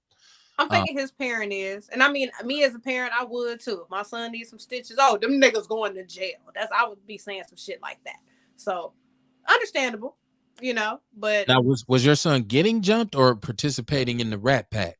He participated in the Rat Pack. It was that the boy that got beat up had been threatening my son all week about how he was going to get him jumped and there was going to be a fight, and then he ended up getting beat up instead. Okay. And yeah. So then he ended up getting the foo-fops put on him. Yes. Okay. So now, do you know if all of the individuals involved have been charged as equally as your son? I'm not. I think one other boy got picked up. I know the other boy is on the run. So I don't know. Okay. Because and and then we have a CL hearing tomorrow where he's probably gonna get kicked out of motherfucking school, and even reading the wording from the fucking witnesses. This shit ain't right. Well, London, we saw him stumping this person's head. Woo woo. I seen the same motherfucking video y'all seen. He didn't use no feet. He didn't stump nobody. God damn it. Wow. Yeah, so this whole it's a lot. So it's just, you know, I think whatever system they have come up with that they are using across the board, this is not it. God damn it. Like, if y'all plan was just to make all teenagers fucking felons for whatever they did, no, this is not the motherfucking answer. God damn it. And okay, so in our public schools, we have a serious issue with violence. Kids fight. Kids. I've never, and I've worked in the school system, and in schools, I've never seen police come after the fact and arrest a kid unless it was really, really some damage, some heinous damage done. And it wasn't no heinous damage. His little mouth was bleeding. That was it. It wasn't, you know what I'm saying? It wasn't. Sounds like it sounds like he took an L. I don't know if he's trying to say or portray, well, these individuals were bullying me, and this is what, you know, because a lot of times the narrative is what's going to power how things I going. got a question. Was it a white boy that got beat No, up? no, he's black. They was all black. Okay. Legal representation. What are you where are you at in terms of that? Because I feel like this is just a good attorney can get this taken care of really quick. I think he has a public defender right now, but I'm gonna go ahead and get an attorney also. I'm gonna see what she's talking about, but I think I'm gonna go ahead and get my own attorney and Okay. yeah.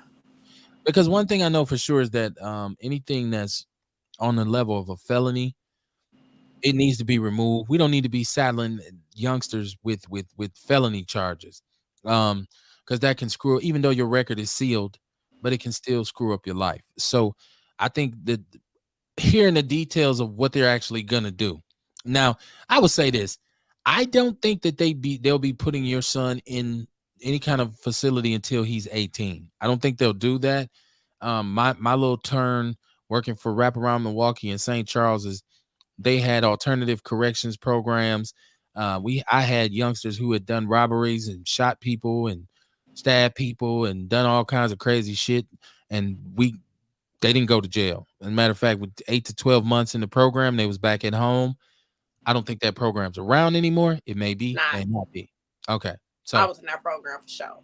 okay, so you were in focus. Okay. I definitely was at St. Charles facility going AWOL. Okay. Still Because I, true. I worked in the focus program at St. Charles, which is a residential treatment facility.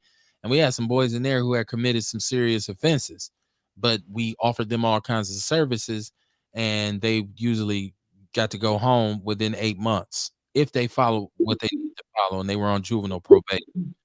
I would hope you can get some legal representation because I feel like this is a situation where those public defenders can be a slippery slope. Yeah.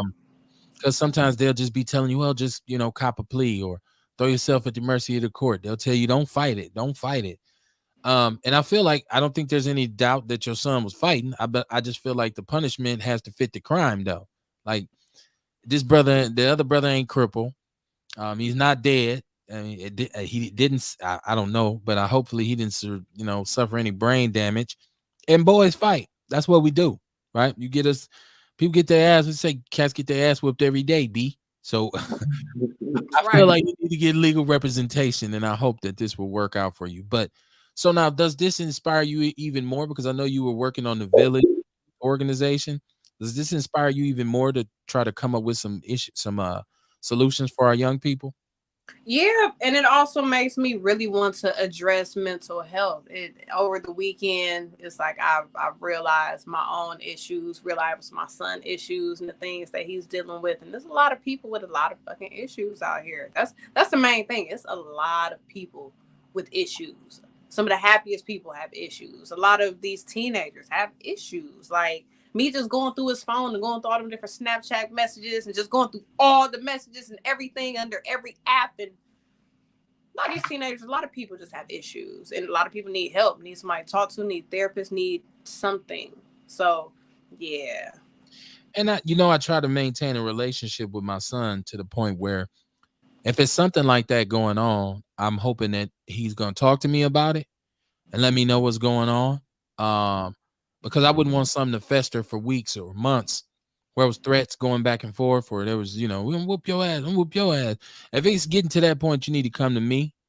And so I can go up to that school and say, look, it's a situation right now. And before this shit get out of hand, I want y'all to, some intervention needs to take place. Yeah, it's a sticky situation. And one of the biggest things is having a son or daughter, but having a son in particular for me is nerve-wracking because for a black man, it's so many perils in our community. Like Yeah. dealing with law enforcement, dealing with his peers, dealing with the community. And I know my son look at me sometimes and be like, God damn, like you need to let me go. But I'm just like, I can't. And I feel like certain things he asked me that he wants to do, if I say yeah and something happens, I'm gonna feel like shit for the rest of my life because I'm be like, I should have said no. I knew that was faulty. But on the other hand, I'm like, well, this is a young man. I gotta let him live. I gotta let him go out, and I gotta let him. He can't That's go how out. you learn. That's how you Yeah, go. That's how you learn to swim. yeah. I can't let him go into some of the situations that I was in. Um, I tell them I all the think time. that's just us as a parent, man. You know what I'm saying? That's just us as a parent being careful with our children. You know what I'm Okay. saying? Like our parents had to go through the same thing at some point. Even worse in a You lot know of what cases. I'm saying? Parents had to go through the same thing. So I just think that's us as a parent. Like, you know, we want the best. We don't want nothing to happen. That's us being protective. You know what I'm saying? That's all that. Yeah, I mean, I think the best thing you did, Courtney, was you provided support instead of some kind of punitive punishment.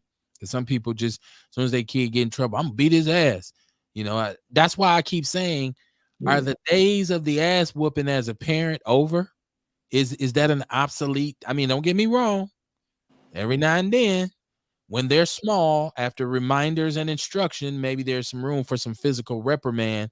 But I feel like the days of just beating the hell out your kids, as opposed to teaching them what they did wrong, are over. I feel like those days are over. So Yeah. Because I Yeah, know of even course, my law. 7-year-old, he doesn't respond well to ass whoopings. Like, if he doesn't want to do something and you choose to whoop his ass, now you've just really just abused him and hurt his feelings because he's still not going to do that shit. Now you really just whooped his ass for no reason. You just beat him and shit. You know what I'm saying? So, yeah. no, it's not the answer. And don't get me wrong. I'm not a parent who did To not. the law, you're doing too much. I believed in ass whoopings. Okay, I really did, and my kids, thankfully, I didn't have to whoop a lot of ass. I mean, my daughter was looking at it like, he's not hitting me. My daughter would go, she would do, she jump over a building. I'm not getting no ass whooping. Like my son, a little bit different. He's tried, he's walked the line a couple times. And my thing is though, is I'm a full grown man with grown man strength. So when I put my hands on you, I puts my hands on you. And I didn't want him to, my father was cool about that, even though he had grown up getting beaten, in Mississippi. And he would always tell us, look, you're gonna be a man one day. I'm not here to really be beating your ass all the time. I don't have time for that. You need to grow up. You need to start learning how to conduct yourself because you ultimately are going to have to pay for the decisions you make. So, I it's it's one of those things as a parent. I Mm-hmm. feel like if you build a strong foundation with your children, more often than not, you won't have to beat a whole lot of ass, right? It's one of the things where if you ain't around and then because kids are gonna give you some resistance, like who is this dude? Like you just showed, like, nigga, you ain't I'll beat your ass. It's like once again, I keep saying that's something we learn from slave masters because they looked at it like, well, how do you teach your niggers to stay in line? Well, I whoop their ass. What are you talking about? You And ain't that pick. didn't make me stay in line. It was just like my 7-year-old. That she just used to make me mad. Well, it hurts his feelings. Me, it make me mad. Ass whoopings didn't make me. It's not gonna make no.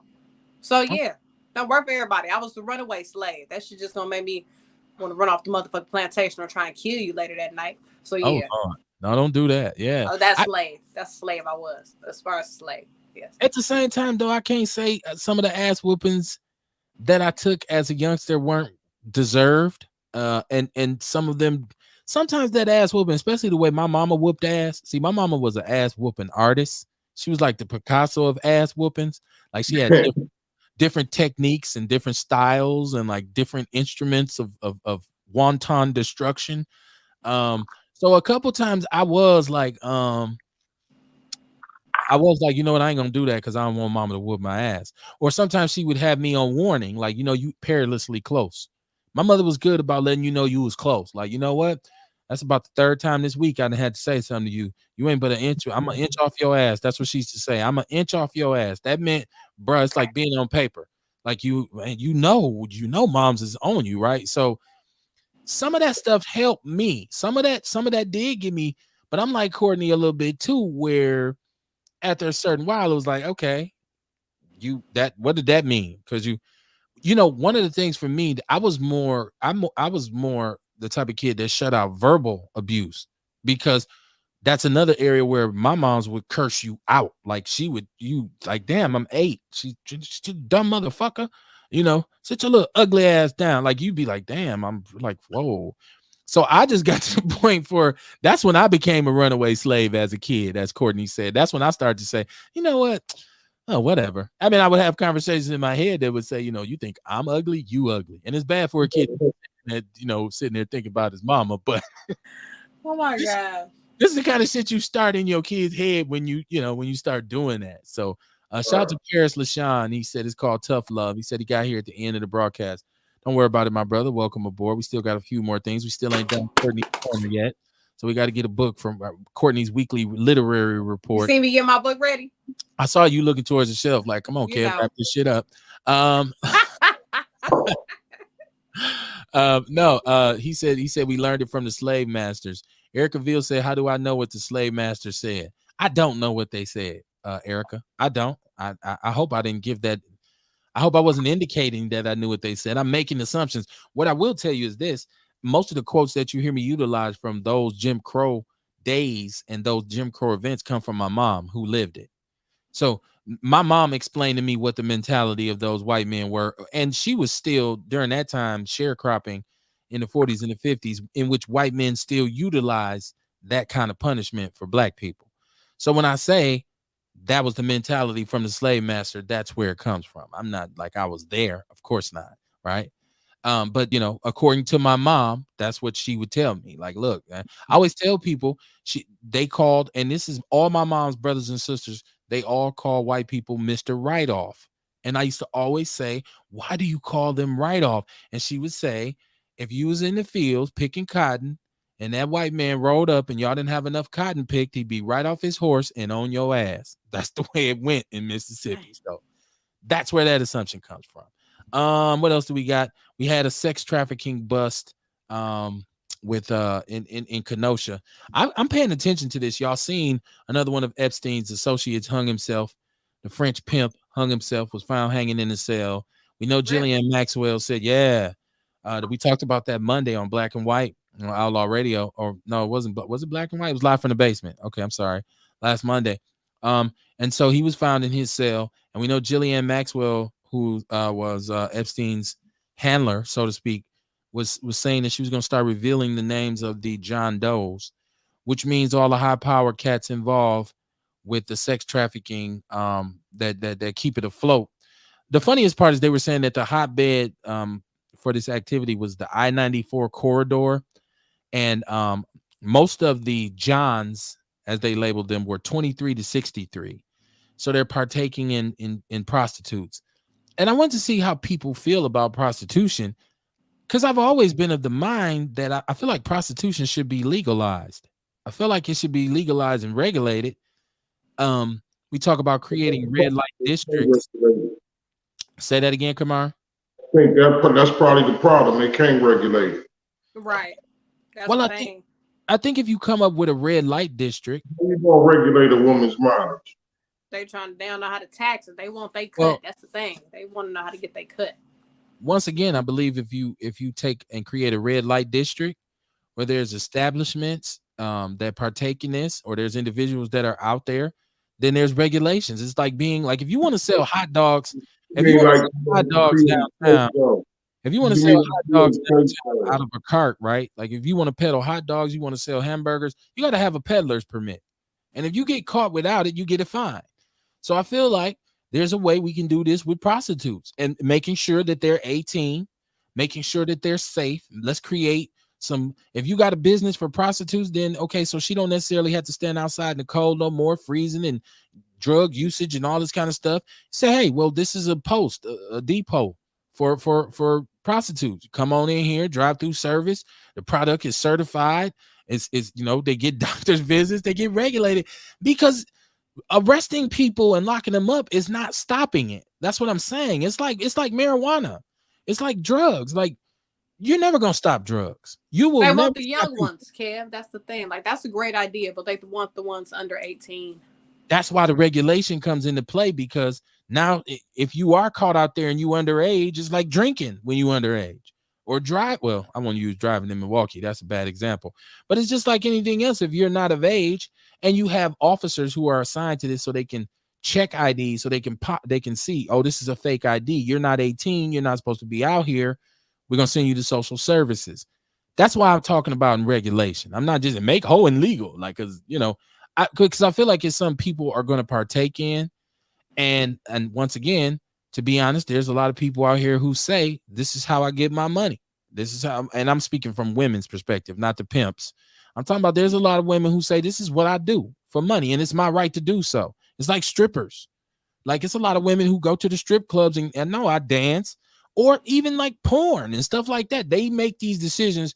This is what I'm gonna do for money, and you can't stop that. You really can't stop it. So I'm one of those people who say it should be legalized. Some people may disagree with me though, but I say it should be legalized and regulated. Just like I believe a lot of drugs should be legalized and regulated. And if you tell me that they shouldn't, then I would question you and say, then why is alcohol and cigarettes legal?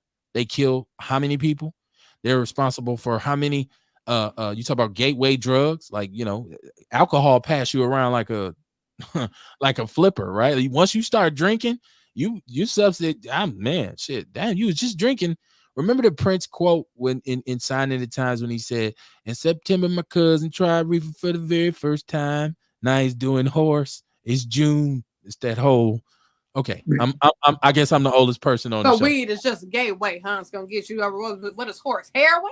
Yeah, yeah. I mean, it could be a gateway. I mean, some people have addictive personalities. Some people can smoke weed and utilize discipline and say, if I don't have, I don't have to have this shit. Some people get high once and they be like, I have to be high all the time, and it doesn't matter what I take to get there. So if it's cocaine, we used to call them all stars. Like he do everything. He an all star. He drink, he smoke, he shoot up, he toot, he pop pills. This brother just gets high, right?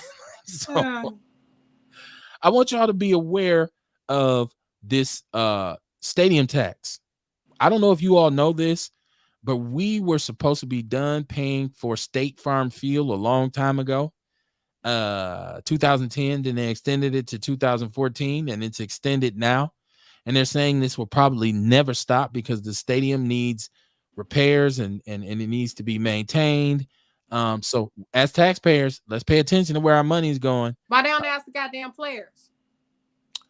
Well, I think Milwaukee is one of those cities that has this tax code for professional athletes to actually pay more in taxes. I don't know, but that's a good question. Why don't they? I guess they feel like because we'll never be able to sign nobody else if they feel like they got to come here and help pay tax. Well, we gotta pay for our own stadium. Right. So damn, we got to niggas. Y'all got to pay too. Shit. I ain't Right. even got here yet. Right. But when we talk about baseball, though, you really can't say niggas. You got to say, yeah, Oh. SA. Well, Ooh, yeah, that white was bad. folks, essays. Yeah. Shit. That was so racist. Good black racism. Look, That was racist. Paris LaShawn said alcohol is the gateway drug. He said he was told that by his elders. I mean, yeah, alcohol has been the seed that has been the source of a lot of destruction. Alcohol has, oh my goodness, it's been. You look at what happened to the Native Americans. You look at what happened to black people. I mean, alcohol has killed. And look at drunk driving. Like you rarely hear somebody smoke too much weed and had an accident unless they fell asleep or normally when you high you're gonna pull over and go to sleep. Like it's like, damn, we found dude and he's blow, like his eyes bloodshot red. So I keep telling people that the illegal nature of marijuana is centered around Harry J. Anslinger, who is a known admitted racist, who was down with the OC, the original cross-dresser J. Edgar Hoover, who did not like black people at all. As a matter of fact, J. Edgar Hoover once put a premium on black power organizations over organized crime and said that they posed the biggest threat to this country. He said black unity is the biggest threat to the United States of America over everything. And as much as white people hated communism and fascism and all this kind of stuff, he was worried about black people getting united. I wonder why. What a coincidence. Something we got to think about. Courtney's Corner, what you got for us this week, Courtney? That wasn't it. That wasn't the sound. That wasn't the sound, okay? I know what you want. You want. Welcome to Courtney's Corner. So today, it's still in Black History Month. We have Black people invented everything. Why? Because we invented everything. Most things, most important things. Most shit started with us. Yes, indeed. This is by Dr. Sujan Kumar Das. Yes. Black people invented everything. As we go through the chapters, we're talking about the animals, medicine, farm education, cuisine, music, surgery, all the things that we've done, because we've done everything. Most of the time we've done it first and then we taught others about it, then they stole it and then tried to fuck us all up. So, this is all about us, what we invented. Make sure you get it. Black people invented everything. Yes. And that's a great way to put it. And we always talk about everything we've touched in this country, we've enhanced. Everything we've gotten involved in, we've innovated. America would be in a pretty boring, plain, bland, flavorless place if it wasn't for black people. So we know that to be true. Why do we want to eat at their restaurants then, Kev? I'm just not understanding. They don't even use seasoning. So why would we just why we can't eat at their restaurants? They food wasn't even motherfucking good. Right. You get no argument over here. I've done a whole show about, and it was called The Side Effect of Integration. And I talk about the fact that we are such a giving people. We share, like we playing this music, we wearing these clothes, we eating this food. One of them comes around and says, "Oh, this is incredible. Can I borrow this?" And black people say, "Go ahead, you can have it. It's yours." Right? We quick to give it away, and then we turn around and say, "I wonder why they did that. I wonder why they did that to us, right?" Because you let them, right? Like, so I would say, if you don't know, if you're not aware, pick that book up. It's the end of Black History Month. And so we'll be moving on. And people, the question is whether or not we should have a Black History Month. I say absolutely, we should have a Black History Month. Because one thing you got to understand is you can study Black history year round. You can forever, like every day of the month, you can research something about who you are and where you came from and what your people are responsible for in this country. Okay. But February is just a month where we give it some attention. It's just a month where we acknowledge it. So I feel like we should have at least a month where people say it's the shortest month. Who cares? Who cares if it's the shortest month? If it's just a month, it's really on you as an individual to know who you are. Okay. And I know that sounds cold, but you got to find a way to figure out where you came from. Because if you don't know where you came from, you have no idea of where you are going. So, because if you don't know, it don't show, and don't nobody care about the hood. Ain't that what they said in the movie? Y'all old enough to know what they said in the movie. What they say? She hit us with a John Singleton joint. And speaking of that, I think tonight my show Snowfall comes back on. I gotta go check. I think Snowfall premiered tonight. I gotta go. I got television to watch, so I gotta get out of here. I want y'all to support us, man. Donate to the Cash App. One thing you got to understand about this situation is it's going to happen anyways. Our multimedia center is going to be established anyway. This network will get bigger. The reach will be extended. It's going down. So you could donate. You can get in on the ground floor, or you can just sit back and say, fuck it, and wait, and then try to get down when everything is established and I'm taxing, right? So hit the Cash App and donate. Like I said, this is money that's going, because I want to create a universal sound. I would like for everybody involved to have the same equipment that I have. I mean, so you can have a silky voice quality, such as me. I mean, I'm ready to do the Quiet Storm if you want. Kevin Barnes on the Quiet Storm, right? But you got to have the right equipment to do that, right? Like, so support what we do, man. Share the show. I see shows up here. I'm going to be honest. I see shows up here that suck. And they got more views than us. And it pisses me off because I'm like, they suck. How do they have more views than us? So, yeah, it is what it is. Kamar be like, Kev, chill out. Kev, come on, where's your chi? Right? Type shit, right? So, yeah, I'm just saying, it don't happen one way or another. I want y'all to be careful out here, man. I keep telling people, man, we have to figure out how to love ourselves, because if you don't love yourself, it's going to be very hard for you to love anybody else. And that's why things like Black History Month are so important. That's why things like Bronzeville are so important. We got to get back to doing us. Our media representation in this city is Chitlin Circuit at best. Everything's second class. I want to change that. I want to put us in the forefront of writing the narrative of us. That's my desire. That's what I want to do, right? So like people say, well, Kev, is about your ego. Well, it really ain't. It's not really about that. I always used to say I do this for a cause, not an applause. And I would like to take what I know, because believe it or not, I do have a bachelor's degree in radio, television, production. I like to teach it to young people. I like to teach it to the community. I like to teach older people how to be computer literate, because if you're not computer literate, you're going to have a hard time making it in the future in our country, right? And plus, that's where all the news is. You're not going to get it off mainstream media. You need to be able to work with this internet and this computer joint going on. Unless we go to war with Russia. Now they're saying they're worried about cyber attacks, but you're going to have to tune in to Outlaw Nation tomorrow night for us to have a discussion about that. Y'all be careful, because there are people out here who don't want us to be great. I seen in Knoxville, Tennessee, there was a teacher working in the public school system who decided to prepare cupcakes for her students. The trick was she decided to take some of her husband's semen and put it in the cupcakes. And so, right. It is very, very, very dangerous out here. All right. It's very, very heinous out here. And you really got to watch out. And how did I find out, or how did they find out the semen was in there? I'm believing she admitted it somehow. Maybe the consistency was off in the cupcakes. The story is actually in the People's News Network. See, there's benefits of being.